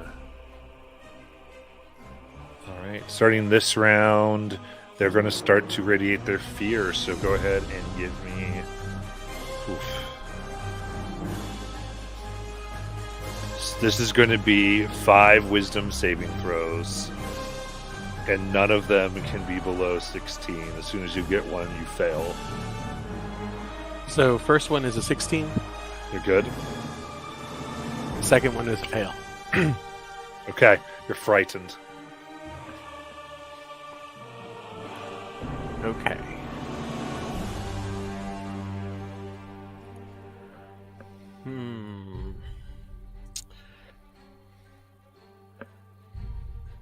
So is Mortis still near me? Yeah. Okay.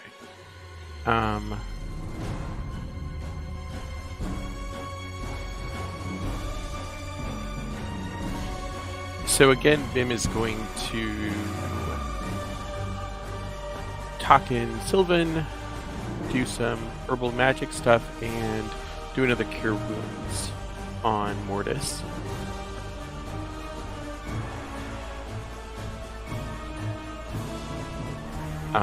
For 12.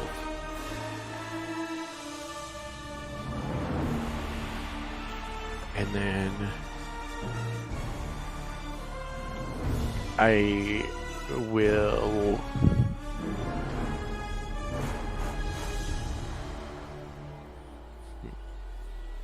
I'll stay put. Got and it. that'll end my turn. Siri. Actually, can I say something to Irvir? Do you think you could do the same thing that you did for Liam to the others? Because this could end bad. You can answer if you want. We must save ourselves to save them. Okay.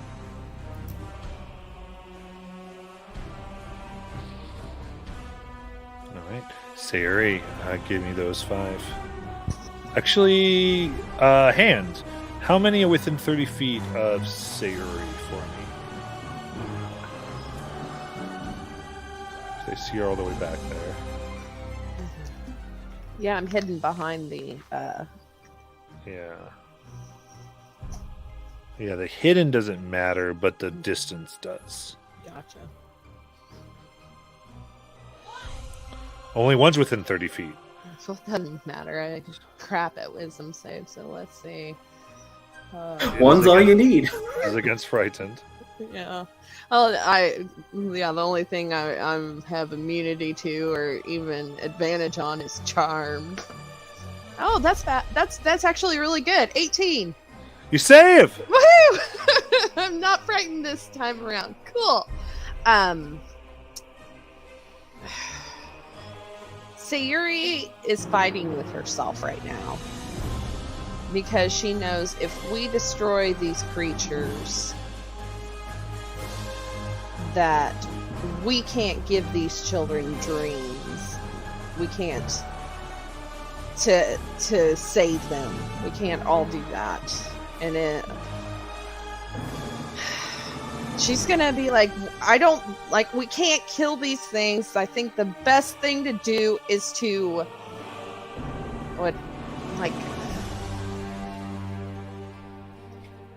capture them, restrain them, something. We cannot kill these creatures. We cannot save these children if we kill these creatures. It's their dreams. And she's going to send Bob Yuri out as a distraction to one of the creatures. see if What? anything. I don't want to go out there. Are you insane? Help them for not killing the people. Our people. Please, please, please, Barbary. I love you. Barbary's not happy. I know. You'll get extra sweets after we're done. And she honestly doesn't know what she can do, so that's all she doesn't want to attack. So your intention for Barbary is to give a help action to whom? Just to distract one of them, to give them disadvantage on one Okay. of their rolls. To impose disadvantage on a creature. Perfect. Yes. Totally down for that. Rowan. Do I get to do any wisdom saves? Yes. You're going to be 5, I think.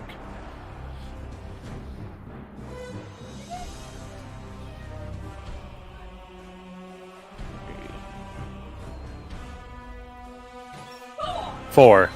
Hey. 17. Passes.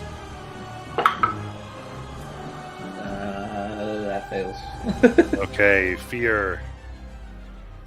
It's hard. Unsure what's going on or what's happening. Unable to see again. And totally scared out of his mind. He's gonna take out his lute and start doing counter charm. Ooh, very nice. Start singing. Here we are, recall the menagerie. Fight sometimes and sometimes use a strategy. Want to hear stories of our imagery? Hear all those tales of our savagery?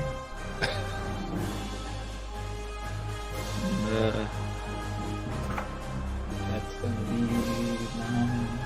Then, is that advantage on wisdom saves for frightened, or? It's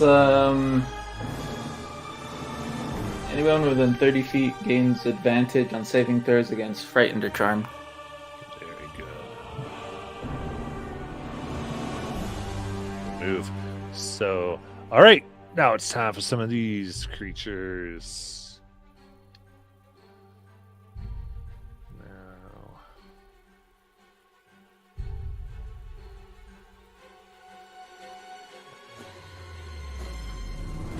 This is the well, yeah.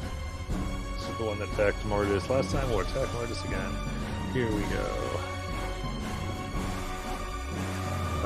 Oh, that is just a 10, which misses.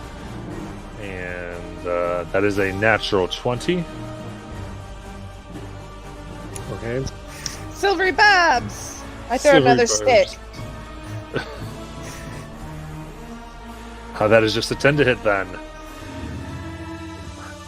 And then bonus action. Yep. Can I use my reaction to Tipsy Swing?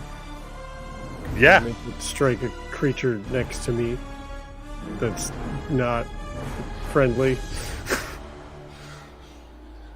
Yeah, it does. They're all immune to each other's damage type. Oh, fun. Okay. I'll do your wisdom save.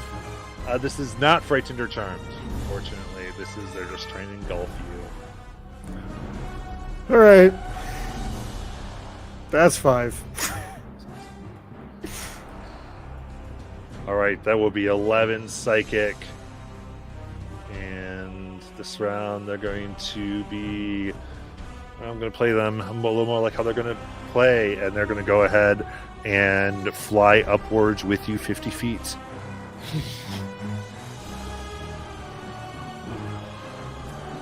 They engulf you.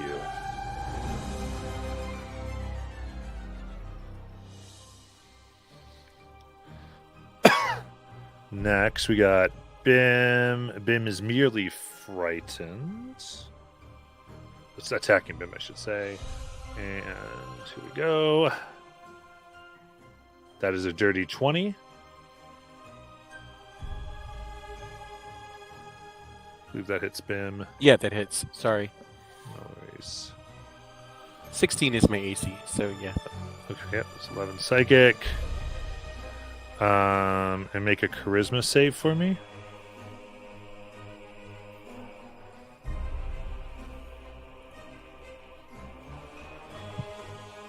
That's 3. Okay, so you're pulled 15 feet towards the one that struck you. As it comes around, so it's hearing this, and in this, like, it's almost as if you're walking towards it, and it just pulls you in as it's trying to totally subsume you. That would be 27 to hit for 7 psychic, and then as you pull next to it, it's going to go ahead and try to engulf. So I need a wisdom save.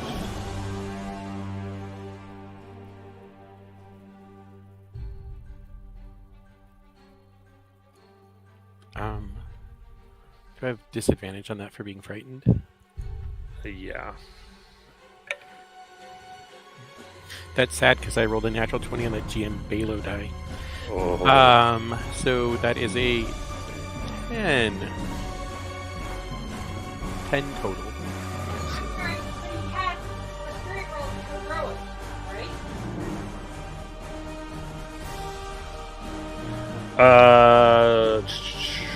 It's not charmed and frightened, is it?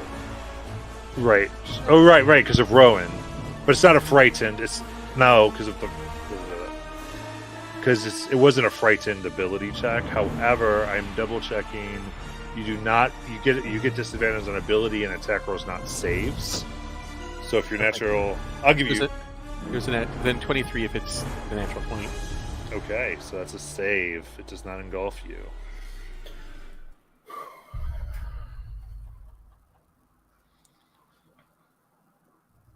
All right, then we'll end its turn next to you, and Mordis, you are 50 feet in the air.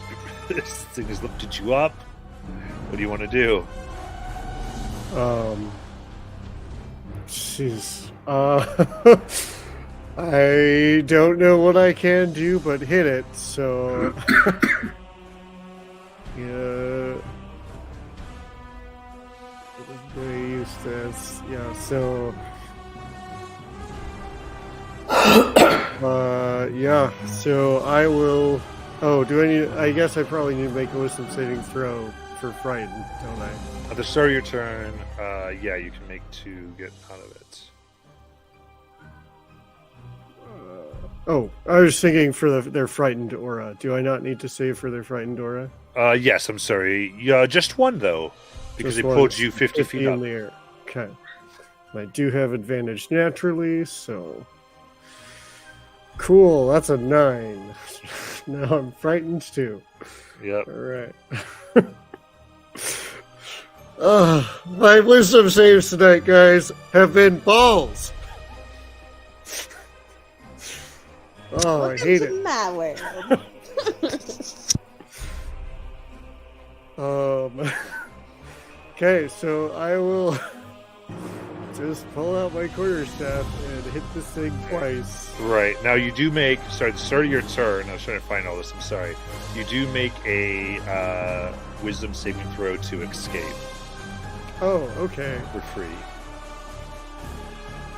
Yeah, that's not gonna work. That's an 11. Nope, you don't escape. My wisdom's not even.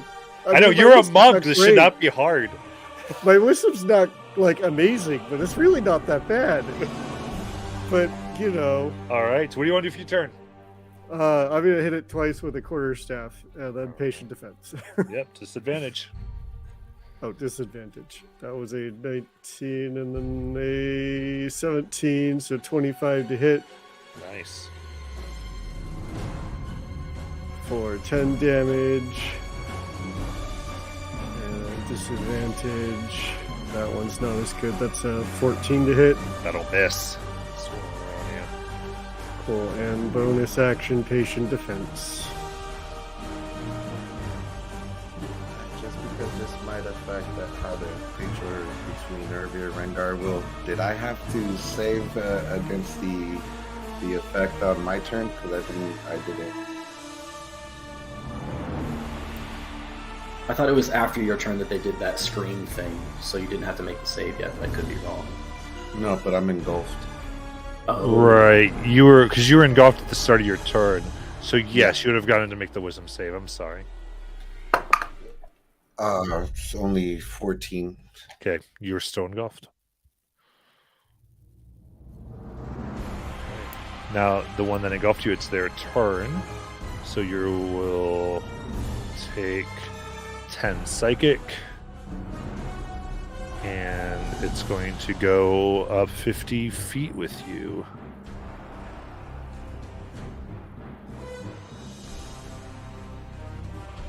And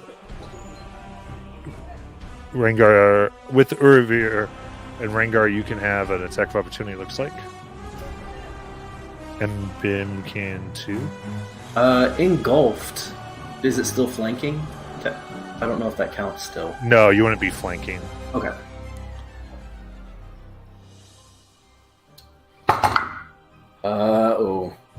That's a 13. Miss. Bim swipes with Summer Stance. Oh, that's at disadvantage, right? Because frightened. Yeah. Oh, but I made my save. Last time, right? The save for frightened? Was that the natural 20?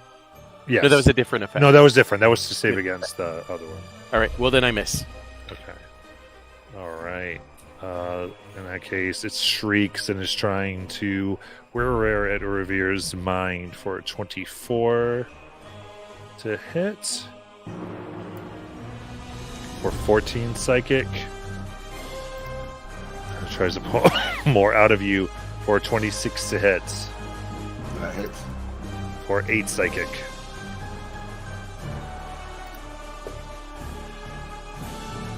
Alright. You got the other ones, but they see their friend taking care of business.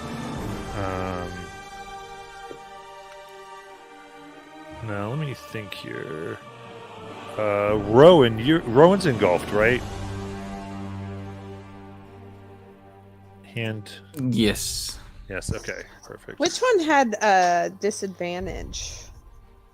Because of Faburi. It's actually Rowan. Okay. So automatically being engulfed, that is 10 psychic damage. They will then take you up 50 feet. And now they'll get a straight roll attack because of Faburi. 7 advantage. So that's 22 to hit. I did. And we'll do the other one. And a natural 20 straight roll. Ooh.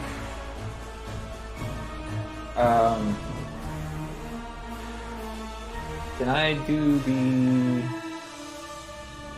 Tale of Hubris? Oh, it's the Terror Hubris.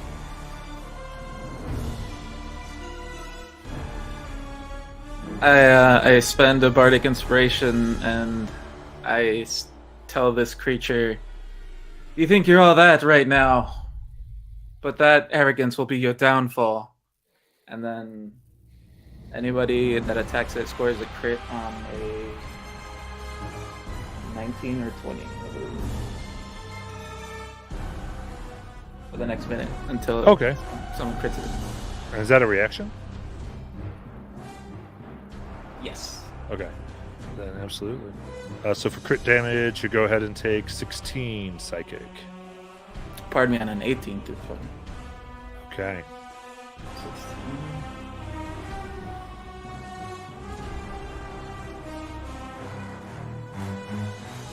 And then that was the crit damage. Mm-hmm. And the one before it was 12. So it's a total of 28. cool. As far as it's hitting you. And then this last one's going to start shooting its shriek towards Rengar. For 17 to hit. Miss. And then a natural 20. That'll do it. Make a charisma save, please. Oh, great. I'm real good at those. It's only a -2.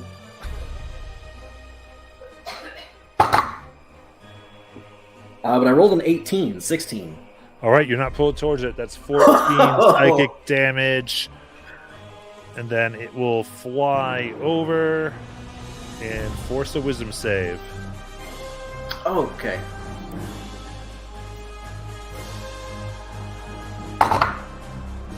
Oh, good. That's a 6.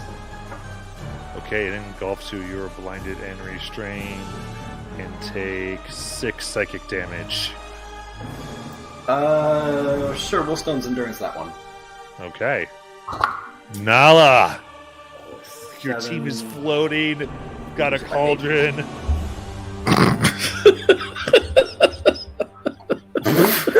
You have advantage on this. Yeah, but don't I have to do a bunch of wisdom saves? Not a lot. I think that's just 2 because the others are 50 feet in the air. Okay, all right. Not great odds. Are there, in addition to that advantage, are there any inspirations in the chat? I think there's one left, isn't there? Does counter term still apply? There's 3. One just You're saying 3. Okay, all right. Okay. So how many wisdom saves am I doing here? So, well, it's 2, but I don't. Is it? Did that effect go out instantly, or is it while they're within 30 feet of you with counter charm? It's while they're within 30 feet. So they're not within 30 feet of you anymore. So you don't get the benefits of counter charm, but it's just 2 saves. Okay, so I'll go ahead and use the one that Sayuri sent me first, on this wisdom save. Oh, joy to the world. Okay, what is my wisdom again? Is it a +2? Okay, so that is a 16. That's the DC. You made it that one. Oh Lord. Okay, so I'm going to use a inspiration from chat, and I'd like to call a friend. Oh boy. This number has been disconnected. Okay, that's not great. That is a 9. 9. You're frightened. Okay. No. So what does that mean?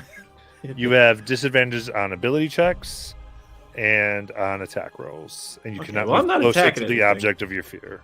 I'm not trying to get closer to it, so that's good, and I'm not trying to attack it, so that's good. But the ability check's going to hurt a little. All right. So yeah, I'm going to spend my turn to make sure I get right by the kids in the wagon there. Okay. I'm going to keep trying this thing with the cauldron. Is what I'm going to try to do. I got to there's writing there. Yeah, I'm hoping it's in Draconic so I can actually read it. But so I'm going to like stick my head in there or whatever I have to do. Hold it toward the light. Can I don't know. Whatever I can do to try to read what this is to the best of my. You know what? You're next to the children. Oh. They point to your sword. I have a sword? Sorry, what? Your axe. What Oh. Sorry. Like glaive or my axe? Your weapon. Gotcha. Okay.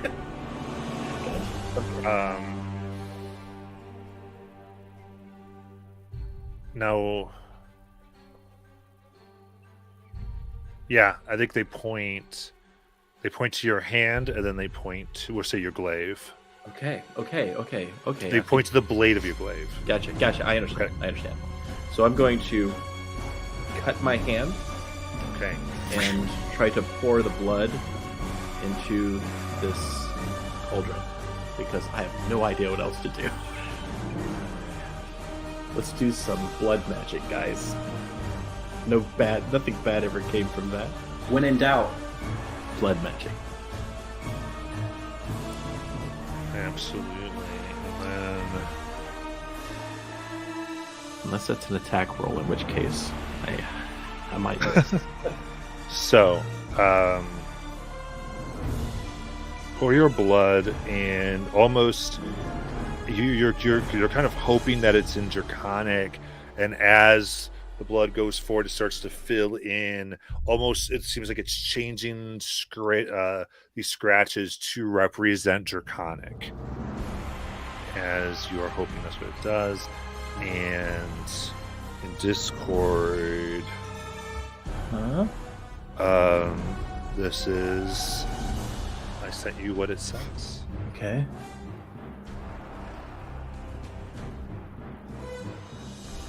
Okay.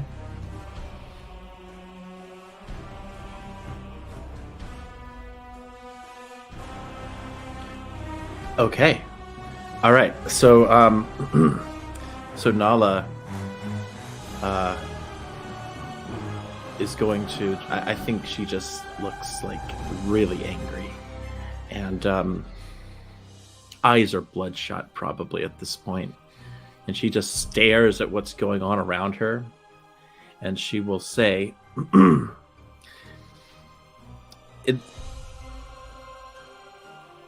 She would probably. Oh God, I hope it doesn't matter what language she says this in. But she's going to just kind of start saying some words, and she will look up at one of them and look at all of them, and she'll just say, "Dream Eater, hear my call. In this trap you shall enthrall. With net of dreams and chain of thought, your movements shall be dearly bought. No more to feast on dreams so pure. Your prison shall forever endure. By the power of moon and star, this spell shall bind you from afar. Dream Eater, hear my plea. In this trap forever shall thee be."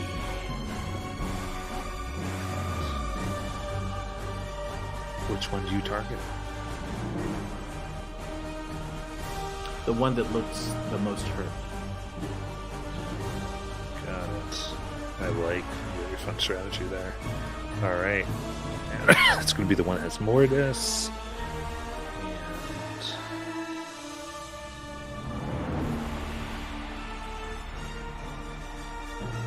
And what is your highest stat score? Mine What? is The category. strength. Strength. Okay, so that's what it has to resist with.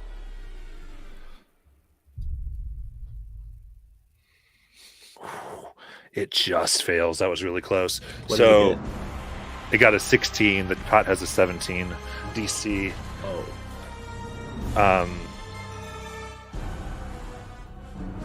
And the other thing you learn here, you just activated it. So what I'll tell you, if you use it again, you can sacrifice 10 HP worth of blood to increase the DC by 1. And you can do that as much as you want whenever you activate the pot. okay. But for this, because we did a lot of action economy, Of course. didn't let you do it. So from around Mordis, there's sort of this scream as this rope and net of blood shoots out of the pot, grabbing this thing, tearing it off of Mordis, and there's just this blackened miasma now contained within the pot. Pot glows silver in Nala's hands, and this shouldn't be too big of a problem for Mortis, but we'll do it anyway. That's 50 feet. So that is theoretically 17 damage. All of it negated by slow fall. Yes. He falls. Hero fall at the end, and I believe now that is your turn. Unless there's something else you want to do. Okay, I cool. think that's all I can do. Yeah. Rengar. Ooh, okay. First things first, I guess how many of them are within 30 feet of me for that wisdom save? I think. Are you in the air? No, you're not in the air, so that is going to be 2. Okay. Did you make it last time? No, We haven't done. This is the first time we've done it. Yeah, we're starting that round. Yeah, no problems. Okay, first one was a fail, so it was immediate. All right, frightened. And that's the first time through all of this that I've been frightened, and it is immediate thoughts and visions of Amasanturan being overrun by creatures from the Shadowfell. But as I'm watching the students get attacked, I just can't bring myself to envision Siwa Vanya going down, because I've seen her square off against all 3 of the Santi, the elite members, and just make them look like toddlers. And I use Stillness of Mind to just remove the frightened condition as my action. Nice. And I will then, this creature is right next to me, and so I will bonus action Patient Defense. Very cool. And then Urvir. So wisdom save at the start of your turn. That is a 13 plus 9, 22. 22. You're no longer engulfed, and you fall 50 feet. I've got my wings out. Okay. So you stay in the air, but you push this off of you as light burns, and you almost see Cachero's hands push it off. Am I still? So I'm no longer blinded? Blinded and restrained are gone. Awesome. Glance that I see something out of the corner of my eye, and I see Rowan up in the air, also being engulfed, and just something goes through him, and he'll send a guiding bolt over towards that particular guy at 4th level. So that's plus 8 to hit with an 1826 to hit. Hits.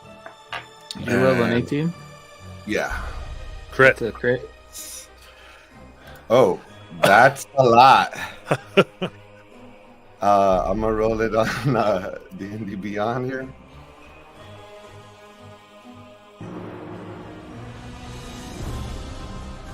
I think it might have broke the computer. 56 radiant damage. Oh! Thing lights up. It is hurt bad. That does not affect him being restrained or the engulfment that he's got, right? No. So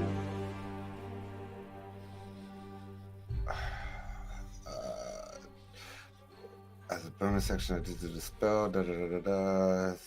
Can't do anything else, so I'm going to.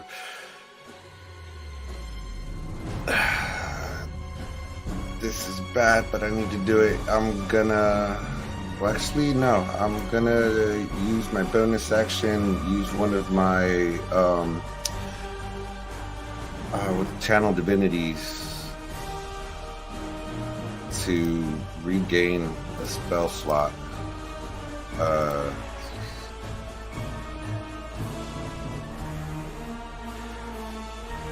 And my movement, I'll stay where I'm at. Okay. That'll end up. Perfect. All right, we're going to go ahead and take our break as we go to the next round. Be back in 15.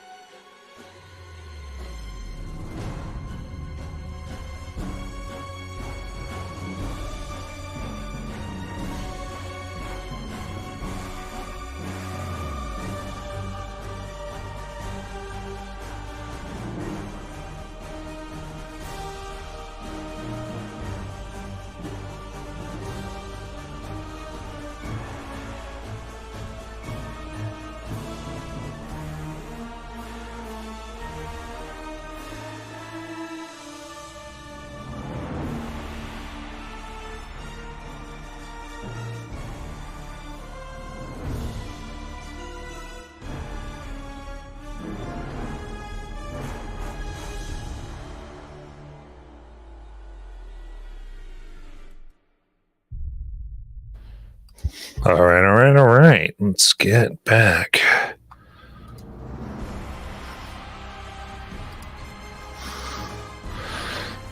Okay.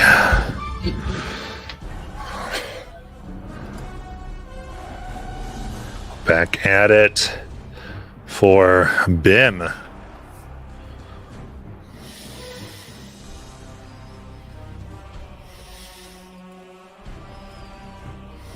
So Bim is going to move closer to Nala, kind of taking up a defensive position, and will hold an attack with his sword if anything comes close. Okay. Sayuri. Sayuri is. She saw what Nala did. Saw on her what Nala did, right? Mm-hmm. Okay, so she is going to do the same, and she's going to tell Nala, get the one on Rowan. I'll catch him. And that'll be it for her.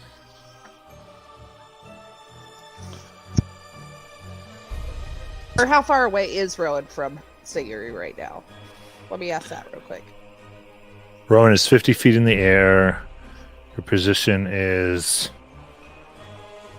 as far as getting beneath them. Well, and I you're could, yeah, I could be it's within 60 feet. Hold on. I mean, I'm sure you're within 60.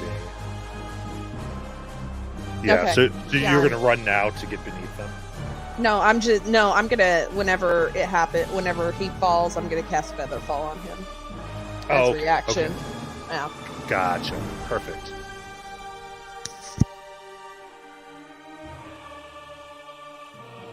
Rowan, wisdom save. Alrighty. 22.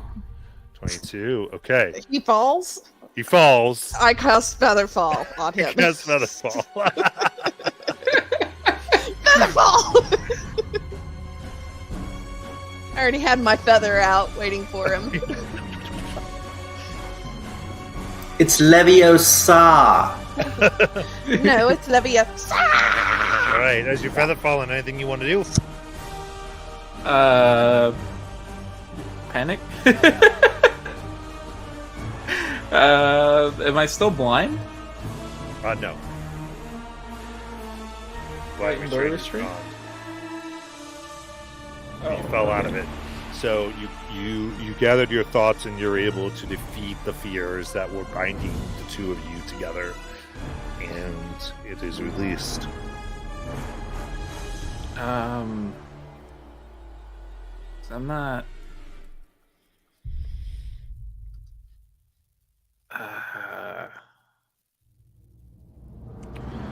So I'm falling. Is there a way to? Do I have to use an action to kind of not fall on my ass? Your feather falling. Yeah, the feather fall is fine. going to... You're fine, yeah. You're going to fall on your feet. Land on your feet. In which case, unsure what's going on. I'm gonna take a arrow to the thing that dropped me. You got it. A 12 to hit. That's going to miss. And bonus action, cast a level 2 healing word on myself. Got Just it. kind of tell myself, it's alright, the worst part's over. You got this.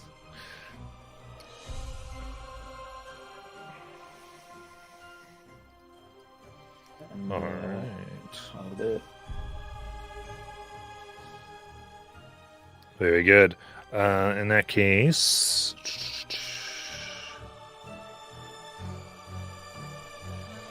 this will be the one that's on the ground near Mortis. Just going to go ahead and do its shriek at him for 21 to hit. Yeah, that hits. That is 16 psychic damage. Charisma save as it tries to pull you forward. Okay. Oh, well, for my first more than 16 roll of the night, that's a 17. All right, very good.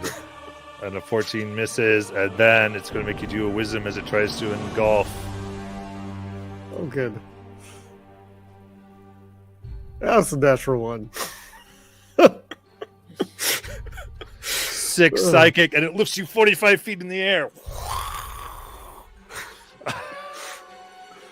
Blinded and restrained. Why am I so bad?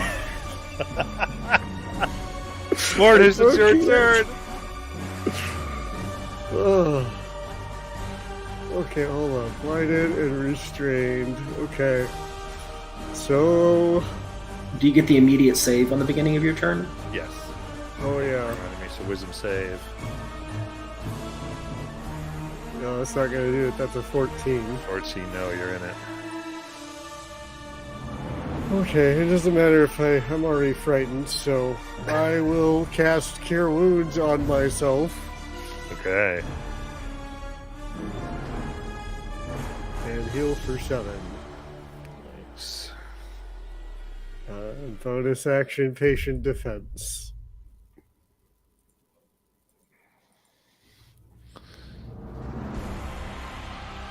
And that's all I can do on my turn, so I'm done.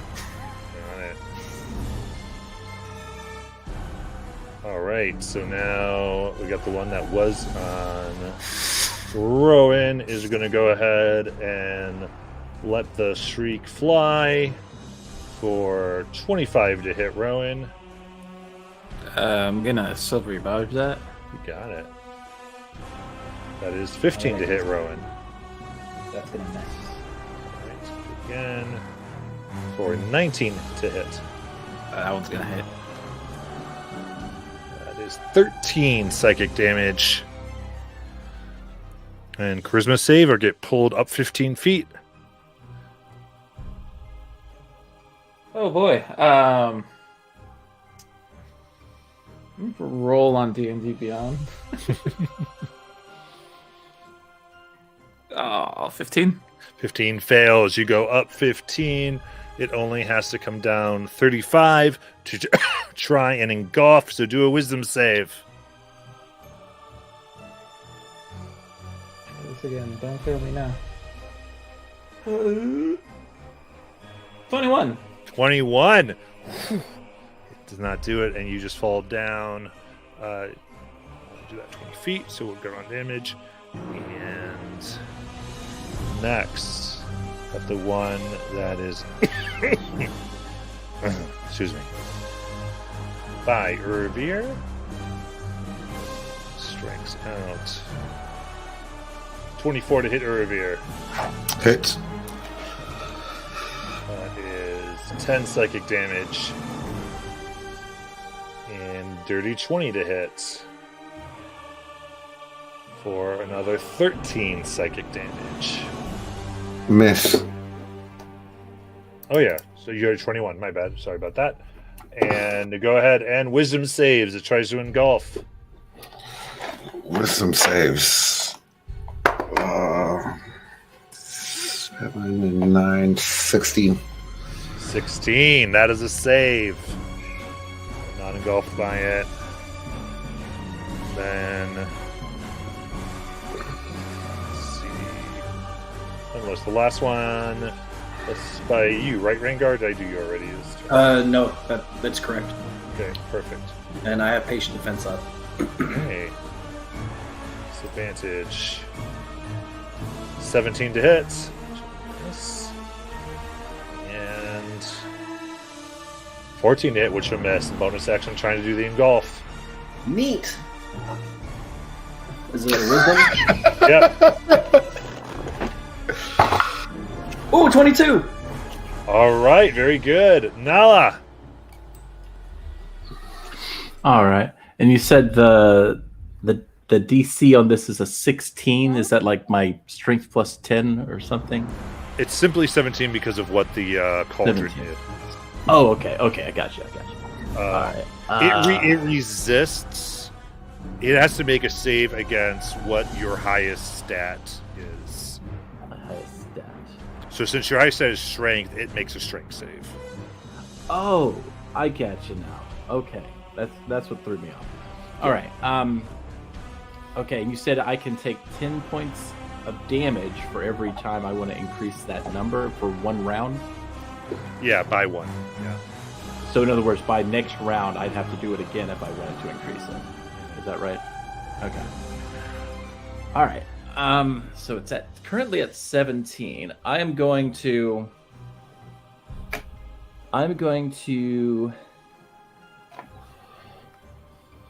take 34.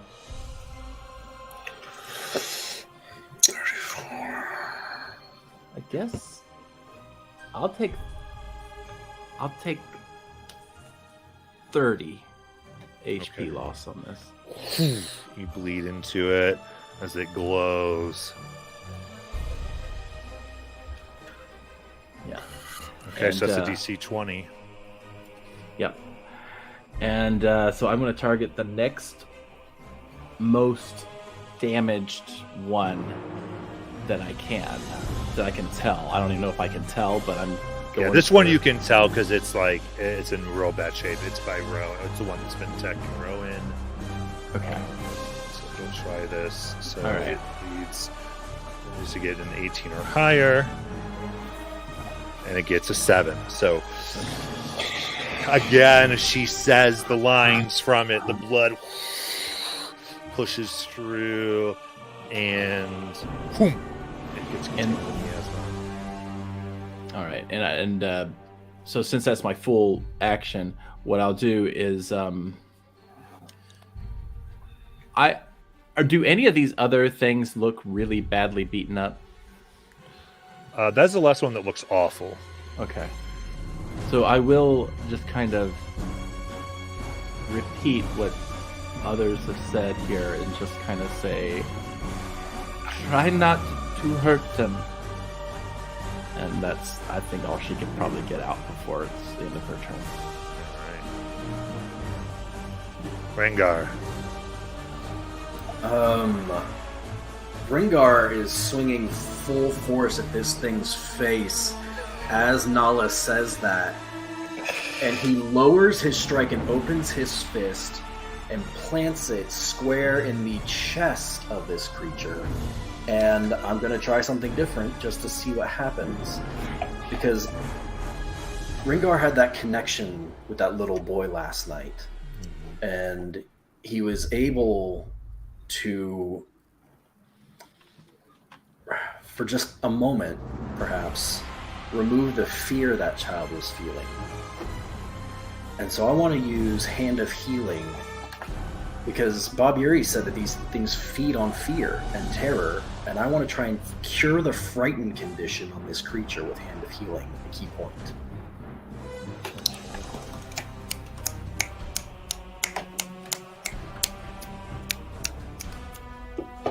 So what I'll let you do then is make a persuasion check with advantage. Okay. Persuasion is -2.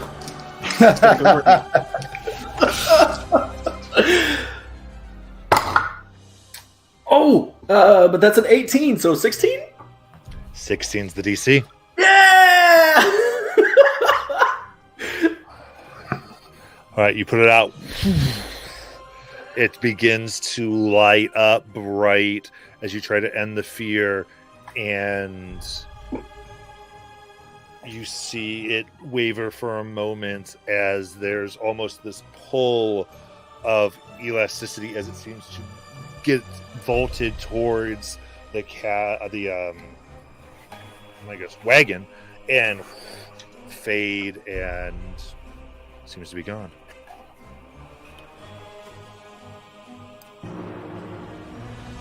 And Rengar just looks slightly stunned that worked. And when that happens, he notices now that there's a second ring on his finger that looks identical to the other one. He remembers. He looks up and he sees those things still in the air and I will bonus action cast jump on myself to triple my jump distance. Nice. And that's my turn. All right. Revere.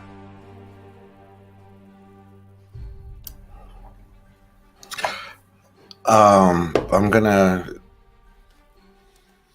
do my channel divinity and preserve life. So I'm gonna heal. Mortis is gonna get 19 HP, and Rowan is further than 30 feet, correct? Correct. So I'm gonna heal the remaining 21 for myself. I can't go more than half. So I think I actually can only do one less than that. And as a bonus action, so you just see Ervir's wings light up a little brighter. His eyes just flare up as Mortis, you feel this rejuvenation coming into you, and me as well. And I think that's all I can actually do. That'll be the end of my turn.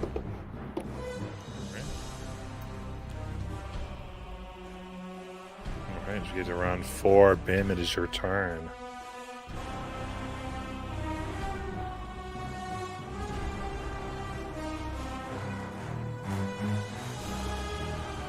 You might be muted, Bim. I don't know if he's in here. Sorry, I was dealing with some cat issues. I apologize. What was the question? It's your I turn. heard something Bim. Oh. Yeah, Bim is just going to stay in a defensive position, holding his action in case Okay. anything decides to come down after Nala and the magical pot that seems to be absorbing these creatures. Got it. Siri. Sayuri is, gonna stay within 60 feet of these creatures, and she's going to just hold her ground. Got it. Rowan.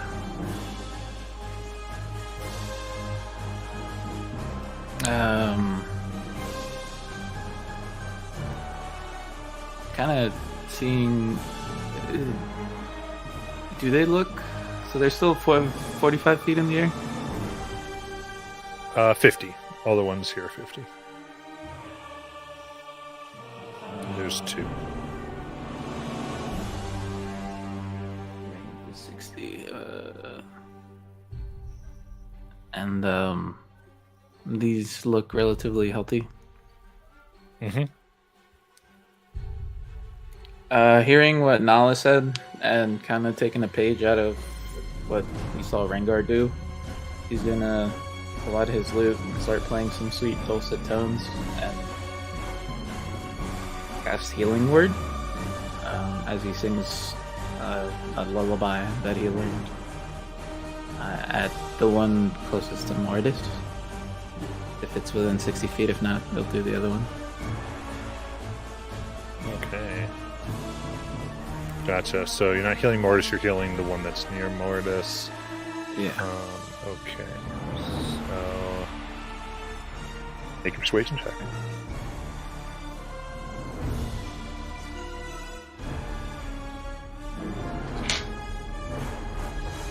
That might there you are.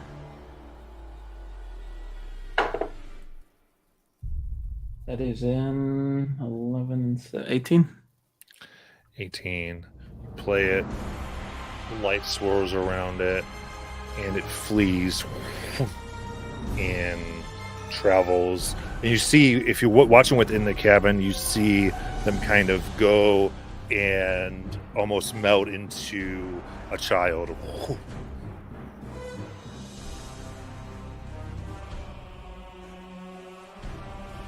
Huh.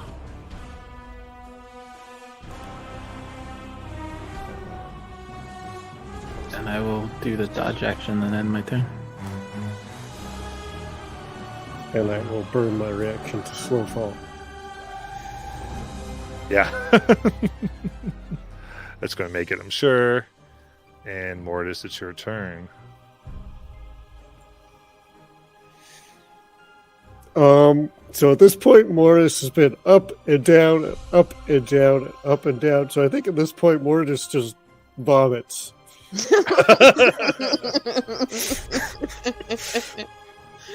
And stumbles around dizzy. Perfect. Through his trunk? Is that how it works? Aw. That's like spurting like soda out of your nose. That's so gross. Okay, that's what turns the one near Urvir. It's going to go ahead and going to open with its bonus action to attempt to make you make the wisdom save. Okay.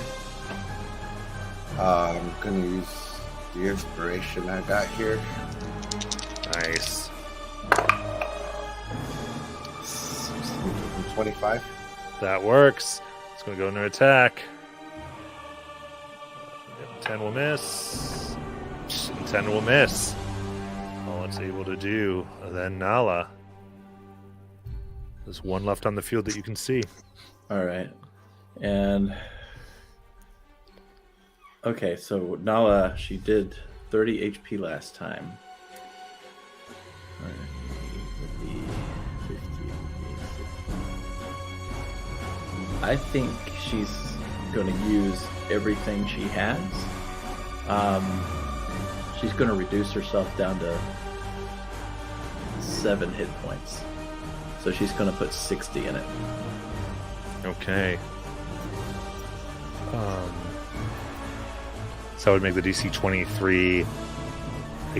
It would need a natural 20 to do this. It does not get the natural 20 as you put your blood and it moves as it struggles as you say thing a third time. As you finish saying it, you hear just one phrase. It's agreed then. And it's stuck in the pot. I mean, I did put like almost 100 HP of blood in this thing, guys. So. Oh shit! And with that, no allies are at 0, and it seems that the threat is past. So which children are not... Oh, I guess they're all, now that I think about it. Never mind. I forgot. Never mind. Yes, so let me transition here. Let's do...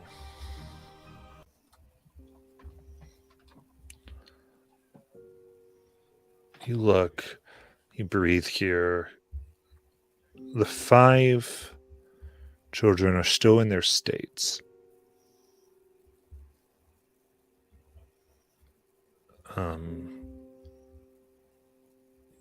Though you have 3 trapped things within this cauldron. The glows silver, and Nala is barely standing. Sees blood. This thing is filled now with blood and darkness and terror. As you stare at it, it seems to reflect your fears. But it's bound by Nala. In all your heroics, what do y'all want to do? I probably need to lie down on the way to Kymal. As she says that, I would have fly down and approach her and cast Cure Wounds at 3rd level.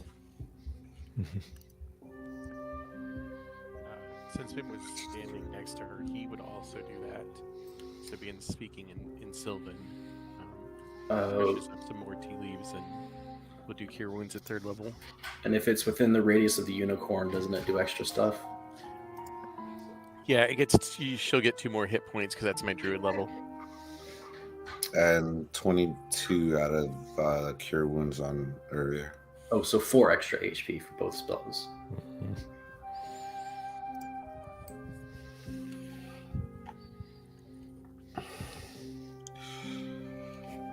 So 22 for my Cure Wounds. Okay.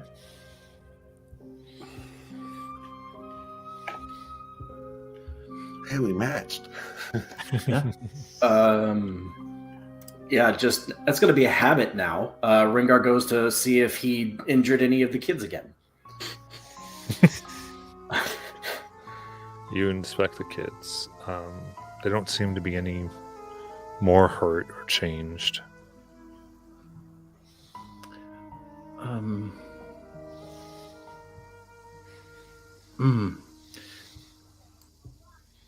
Would I know which ones are still have those things in them?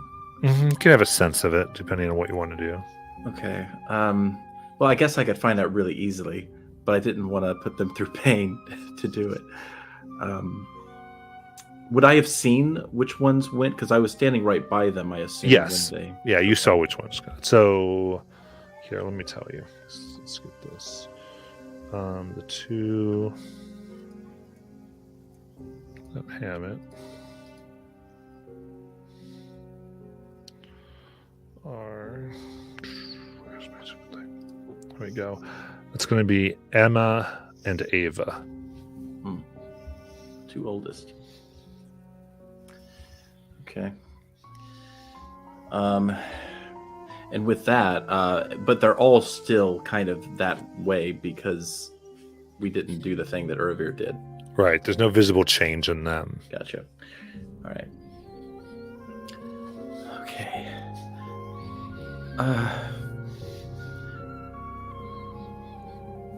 I don't know what that was, but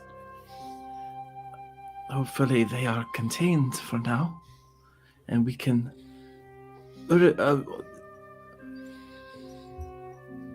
Godspeaker, can you help Alicia, Novum, and Ethan?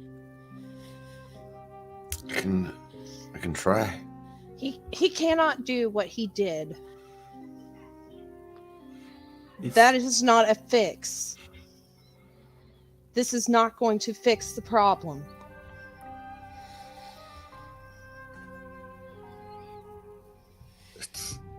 They're not connect. How many times? Like, the dreams of the Fae are gone.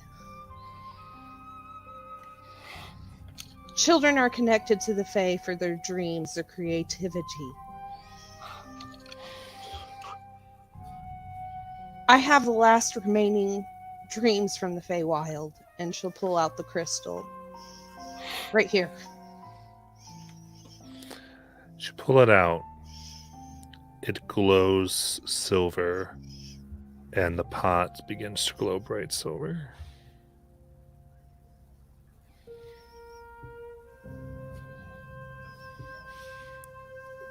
Wait, what? Like the pot or the blood in it? Like the pot itself? The pot itself. Oh. And this piece of dream. The pot was is supposed to be connected to the Feywild, to the dreams of the Feywild. The souls put in this pot are meant to be in a dreamlike state, but the door to the Feywild has been broken. The dreams of the Feywild are no longer. Shadowfell has destroyed that. You put adult dreams into a child, what do you have? Adult problems. I imagine confusion. It's a dream of things you've not yet encountered. You have no context for. All of our hopes and dreams as adults come from childhood. There's potentially something I can do, but I refuse to do it. These children are too young for it. What is that?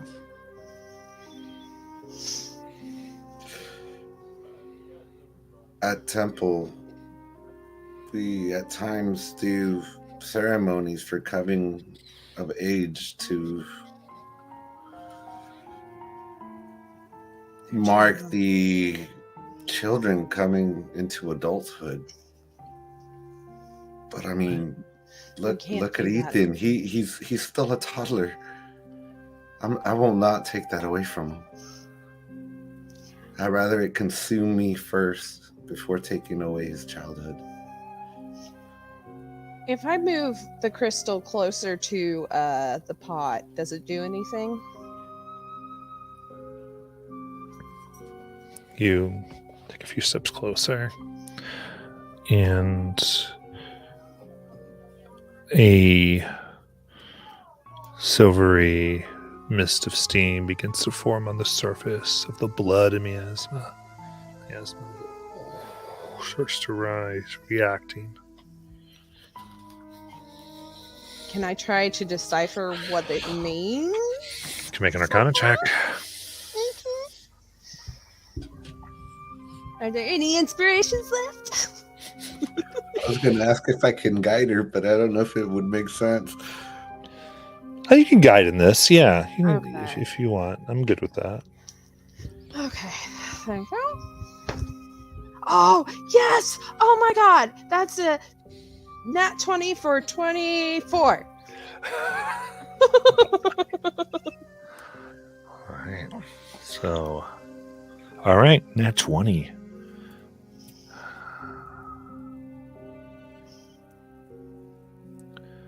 Think back. Nala spoke the draconic words she saw, but everyone heard what she said in their language. So you've heard it. 'Cause it was almost retranslated. There was this echo-ness to her voice. Great power that she used. Immense. And these are indeed dream eaters. And there's dream within them. And if there's dream within them and this is pure dream, then you should be able to manipulate them with this shard. And you think with this that there could be a ritual to essentially restore what was taken from the children. Again, they need to be refilled, so it would be a bit of a temporary fix, but it would still bring them back. However,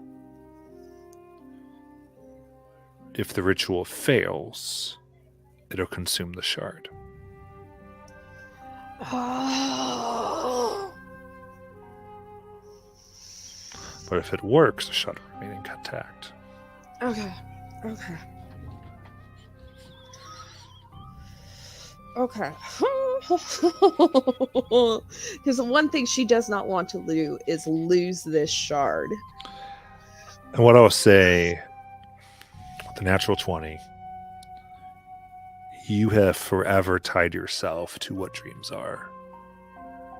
You have personal consequences. Should pieces of dream go away now? Okay. Because you've made your claim. I'm with Irvier on this. Abort mission.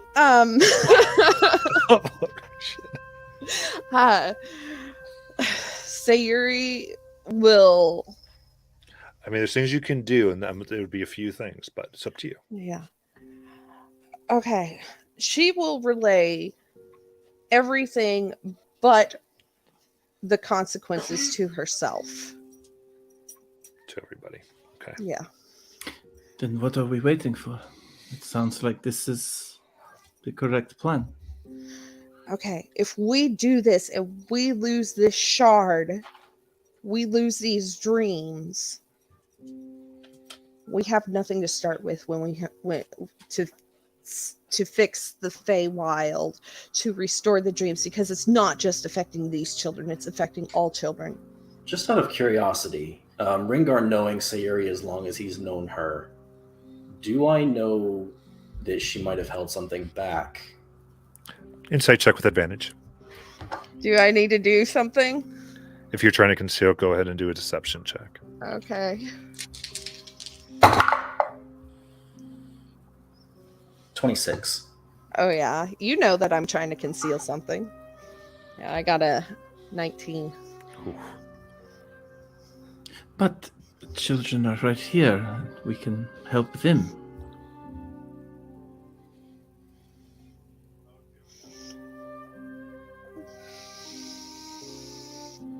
I will not lord this over anybody. If we're going to do this, I want this to be majority.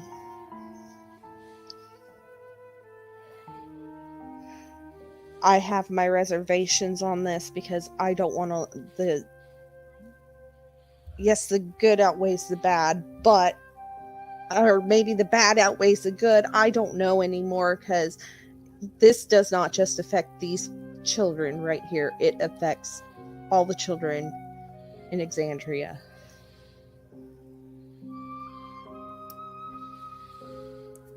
So it's not only because they have the spark of Mount Celestia. No. All children are connected to the Fae.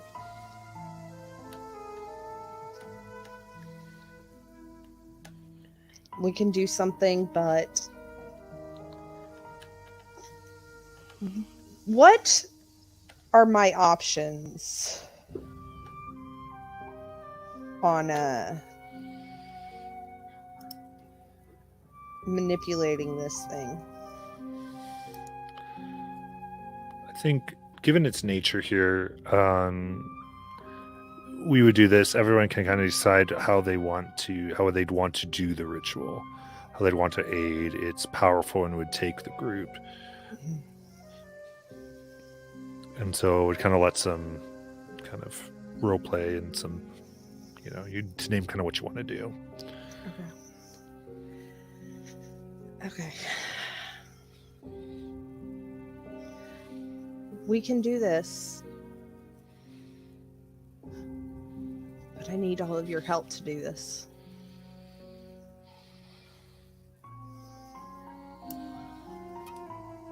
Sayuri, you know you can always count with my help.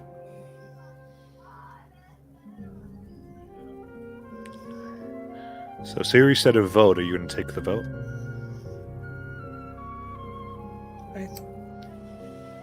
All in favor of doing this, I want to know. Nala raises her hand.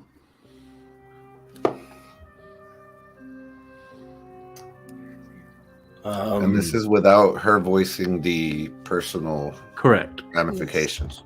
Yes.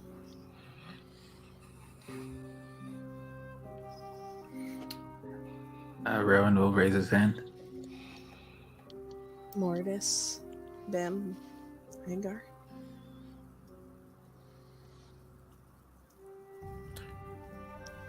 I think it takes Bim a few minutes, and it's like his hand slowly raises. Feeling like there's something like heir to the Archfey and the additional dangers to his home, but he does finally raise his hand.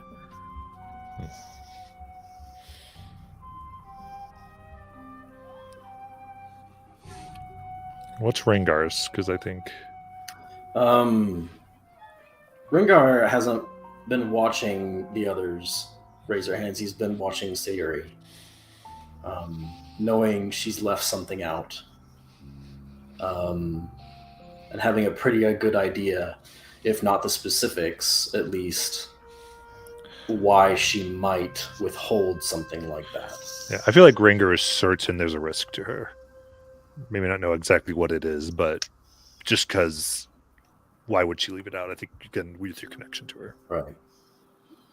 We had this discussion earlier, but that's pretty on par with Sayuri, that she doesn't like discussing things like that, like bringing that out in the open. Has Sayuri raised her hand yet?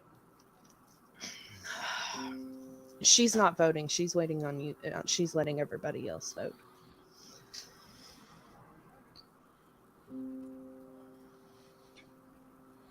Sayuri. Yes. I trust you. So I will vote with you and what you decide.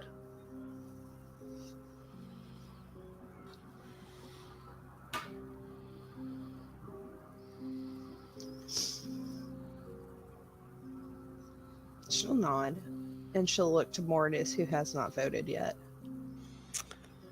Mortis will stand up from where he plopped down after his fight and walk over and so the risk is that this shard, which is the last seed of dreams, could be lost. She'll nod.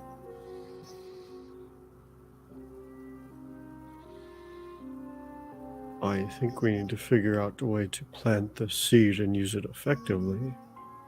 But if we do this ritual, the seed could grow.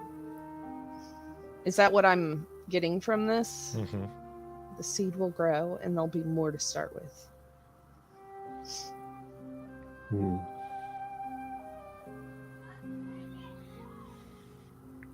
It's a big risk. Sayuri, I've known you to do good things when you have the opportunity.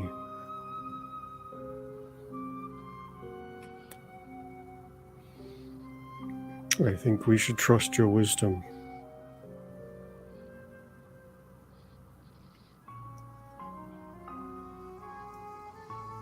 She'll nod, and Ringo will raise his hand.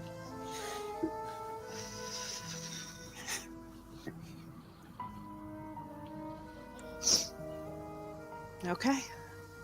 Let's try it. So,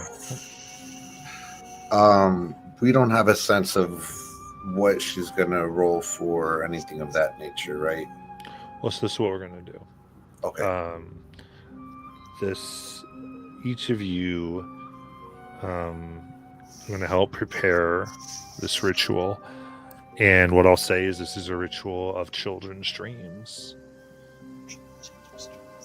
Creativity of Fae, and however your characters think of that, it's deeply personal to the characters, I think, and probably their own childhood. And each one would decide what you set up.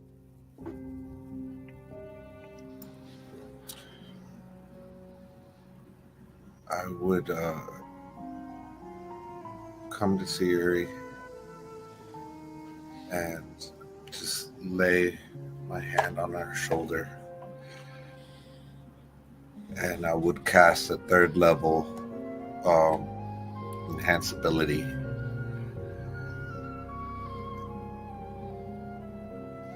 You have my support and my help whenever you should need it. So enhanced ability gives her advantage to any check depending on what I cast it as. Given that I don't know if this is going to be what in particular this is going to be, when Irvir casts it, you kind of just see his face with a very warm smile kind of flash in front of you, even though he's to your side. And I'm going with Al's wisdom here, thinking that your wisdom in what we're doing will guide us. Okay. Okay. So, what do each of you bring to this ritual of dreams?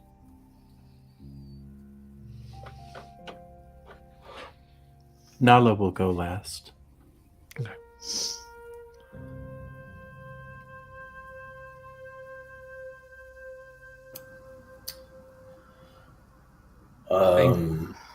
Sucks.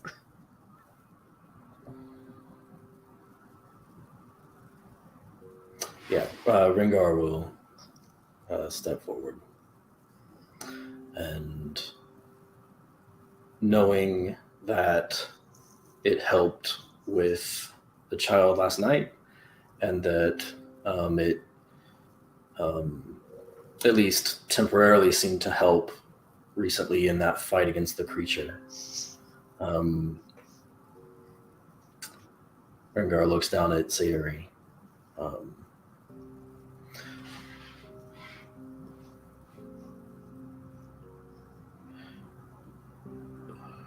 This, when I was very little, a prevailing nightmare of mine was being alone and lost in the frozen snow of the Alabaster Sierras. And fear, as much as our hopes and dreams, can help us. And knowing how to deal with that fear and turn it into a strength, I think is important for our dreams. And I will use another hand of healing to cure the frightened condition, to add it to this ritual.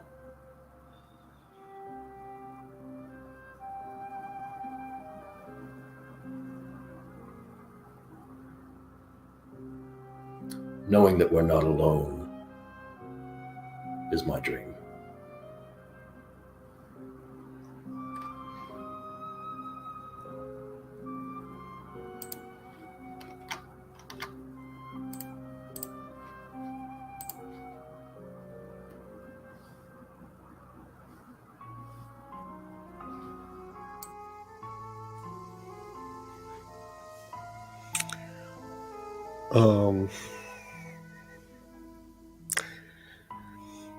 Mortis will step forward and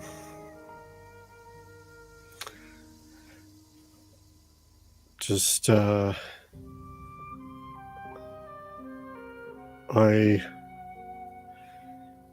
do someday wish to raise children of my own. And if I understand what you're saying, that would be a very different experience if dreams do not exist and children are not able to connect to the Feywild.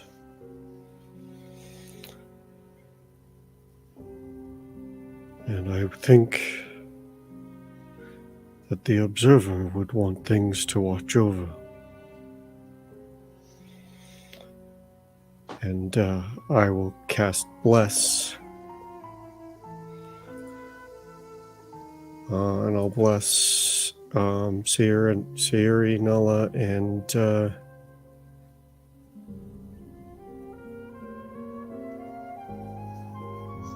I guess Rowan.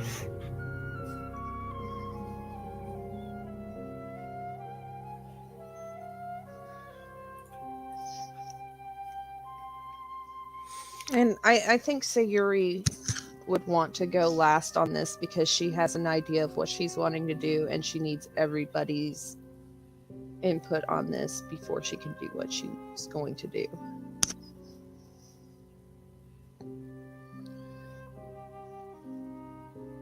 So Nala can go before me, but I will go last. If that makes any sense.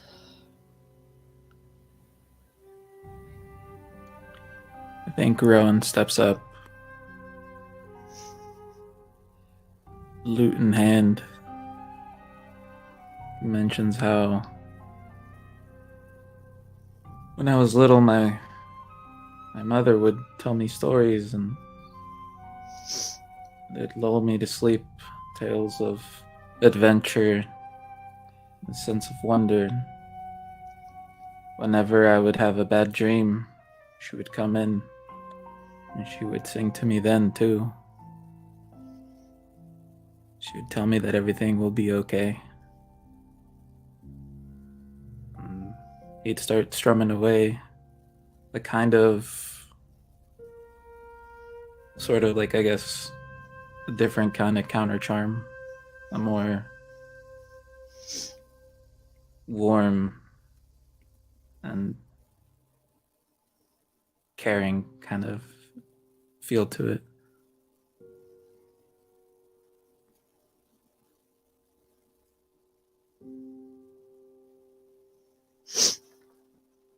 I'm not sure what's going to happen, but in the end, everything's going to be okay.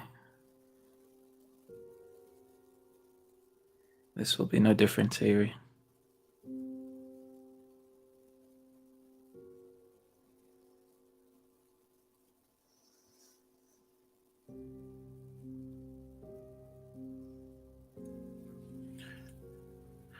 I think that Bim will step forward, and in Sylvan, he'll relate the story of when he was a child and he heard about all the amazing feasts at the different courts.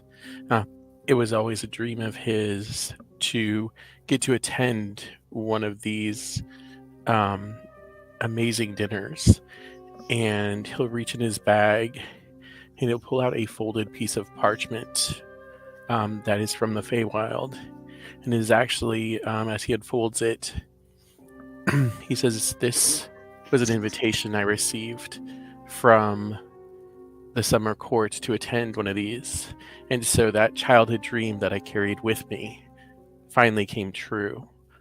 And he'll really try to, like, sort of open up himself, his Fey essence, and add that into the ritual, like the very Fey dreams that are his dreams from the Feywild. And if it's okay, Matt, I'd like to sacrifice a couple of second level spell slots for that, to represent the essence that he is releasing.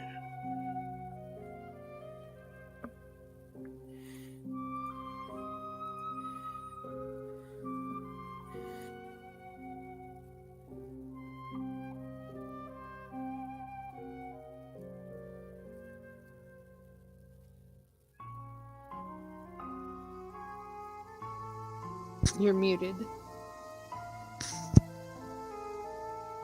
So, Siri, Nala, it seems like we could roll off, or we could decide what we want to do here, because they both want to do the same thing. Sayuri really needs to hear Nala before she can do what she's going to do. Is there a reason for that? Yes. She is converging everything that everybody says into one thing.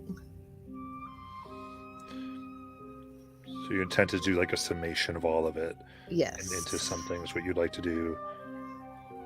Yes. You could go back and forth. I'd prefer agreement. I understand. But if because to me you both because this is Nala's children, Mhm. even though it's your dream, so you kind of both have ownership as characters in this Yeah. moment. So as far as RP, like you kind of have an equal claim in a sense. that makes sense. But So I Jackie, mean- what do you have to say, if anything? if you need to know exactly what I'm doing, I could tell you.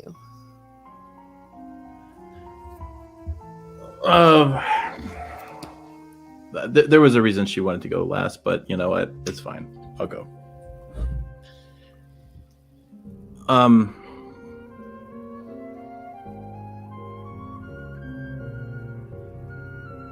Okay, so Nala will go back to her bag. And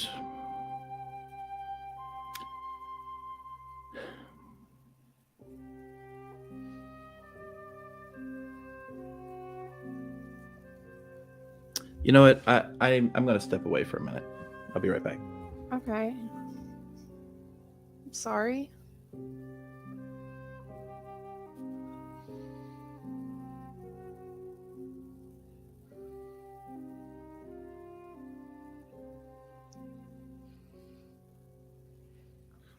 Well, I mean, I guess I could do it and then just add So on I would to it. I don't know. Yes. So what I would. So this is how I see this. So I could kind of call that first. Yeah. Okay, yeah, And that's fine. I mean, I just don't know how I'm so- going to add on to it because I'm using a minor illusion. I think if I was going to, so we're going to time out for a second. Okay. I would say that just write out kind of, I would say an etiquette thing would be Yeah. if someone calls something publicly first, Yeah. then that would be a private chat among Discord or something if you wanted Okay. to do that. Not kind of I call it. And I even kind of regret having the two sides do this because I think No, I that just makes feel like sense. that's a little overstepping. It seems Yeah, probably that not makes quite right. sense. Yeah. Um, Oh, I could go and I'll just add on to it. I don't know if I can, but I'll add on to it. She's going to do a minor illusion of a hexagon, like a painting. And there's going to be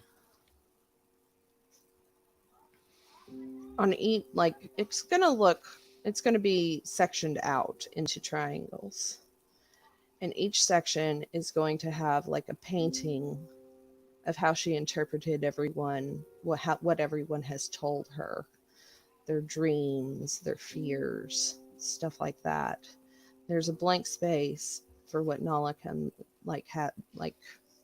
wants to put in there, and that's going to be what coalesces everything.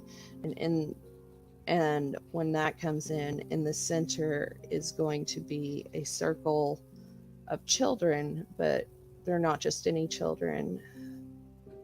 They're the party as children.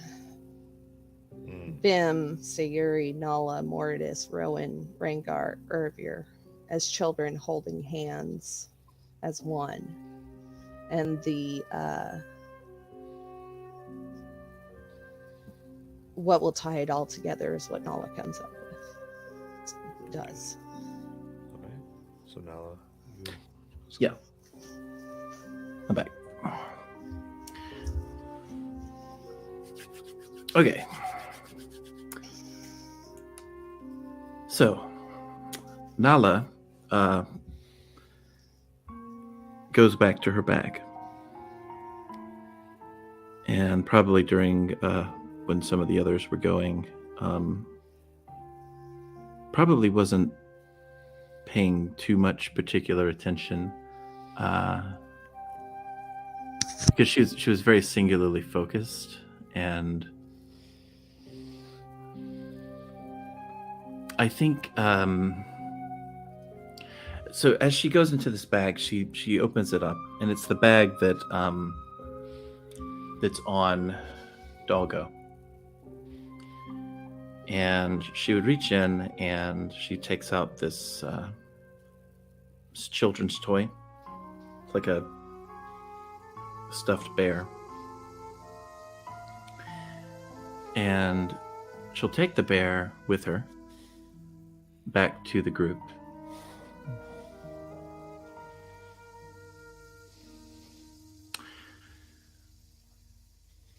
I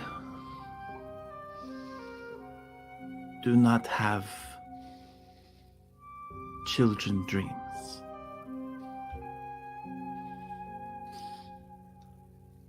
I have adult dreams. Grown up. In my dreams, I hear a scream. It is the last thing I hear before I awake.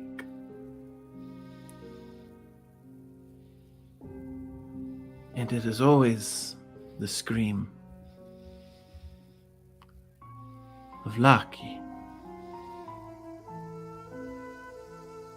He was 5 years old, much like Liam.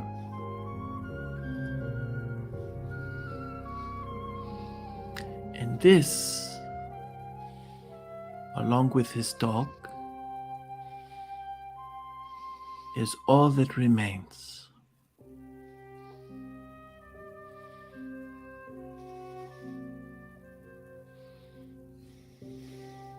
I know that I am new here.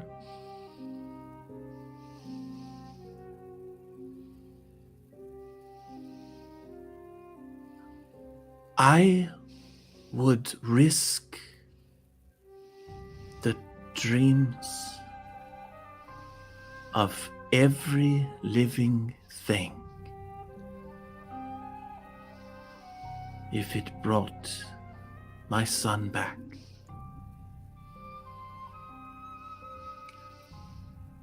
I would risk almost anything. These children are now ours. Whether we chose them or not, they depend on us. I did not hesitate. I do not debate. This toy, I sometimes hold on to at night when I miss him. And now I do not hesitate. And she will take this bear and sacrifice it into whatever mixture we are creating. Mm-hmm. And now it is gone.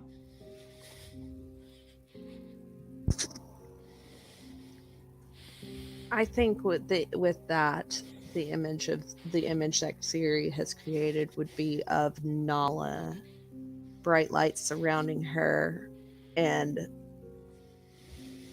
a group of 6 children behind her. Hmm. And her standing in a protective stance. So the bear drops. And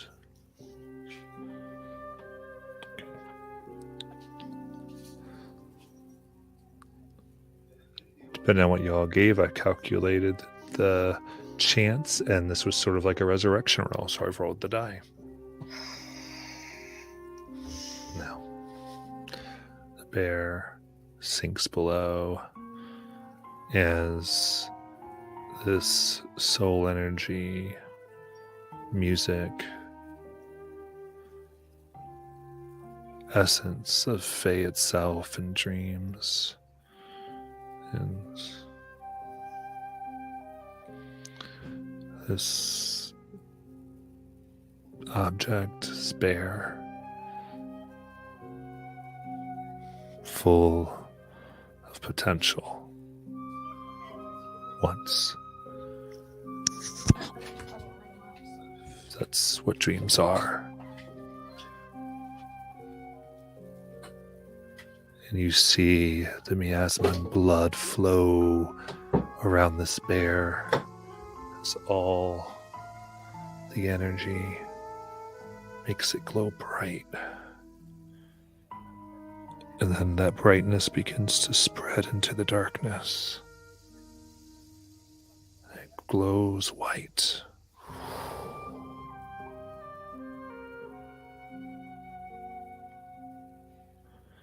And then 3 bear-shaped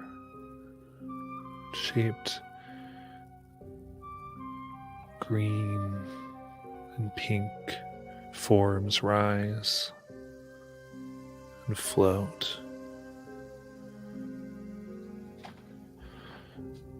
1 to Alicia, 1 to Novum, 1 to Ethan.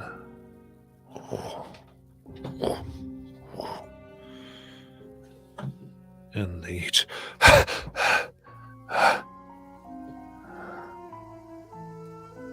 and you look in the pot, and there's a bear, the teddy bear, and the dream shard. Now larger, more robust.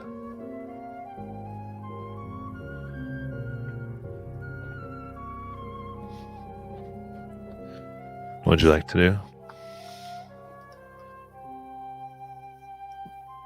Tears are running down Sayuri's face, and she's going to reach in, grab the bear first. And she's going to hand it to Nala. She takes it. We have your back. And we want to protect the children, not just these children. If I was there, I would have helped protect your child. And I'm so sorry about what happened. But there's more that we can do, and this is proof of it. I will try to see that. That's all I ask. And she'll I think she would hug Sayuri and then kind of use her other arm to grab Rowan and pull him into the hug. Sayuri would hug her back. How much bludgeoning damage does Rowan take? He takes 35. I'm unconscious. And you breathe. It's been a heck of the first half hour of the morning. And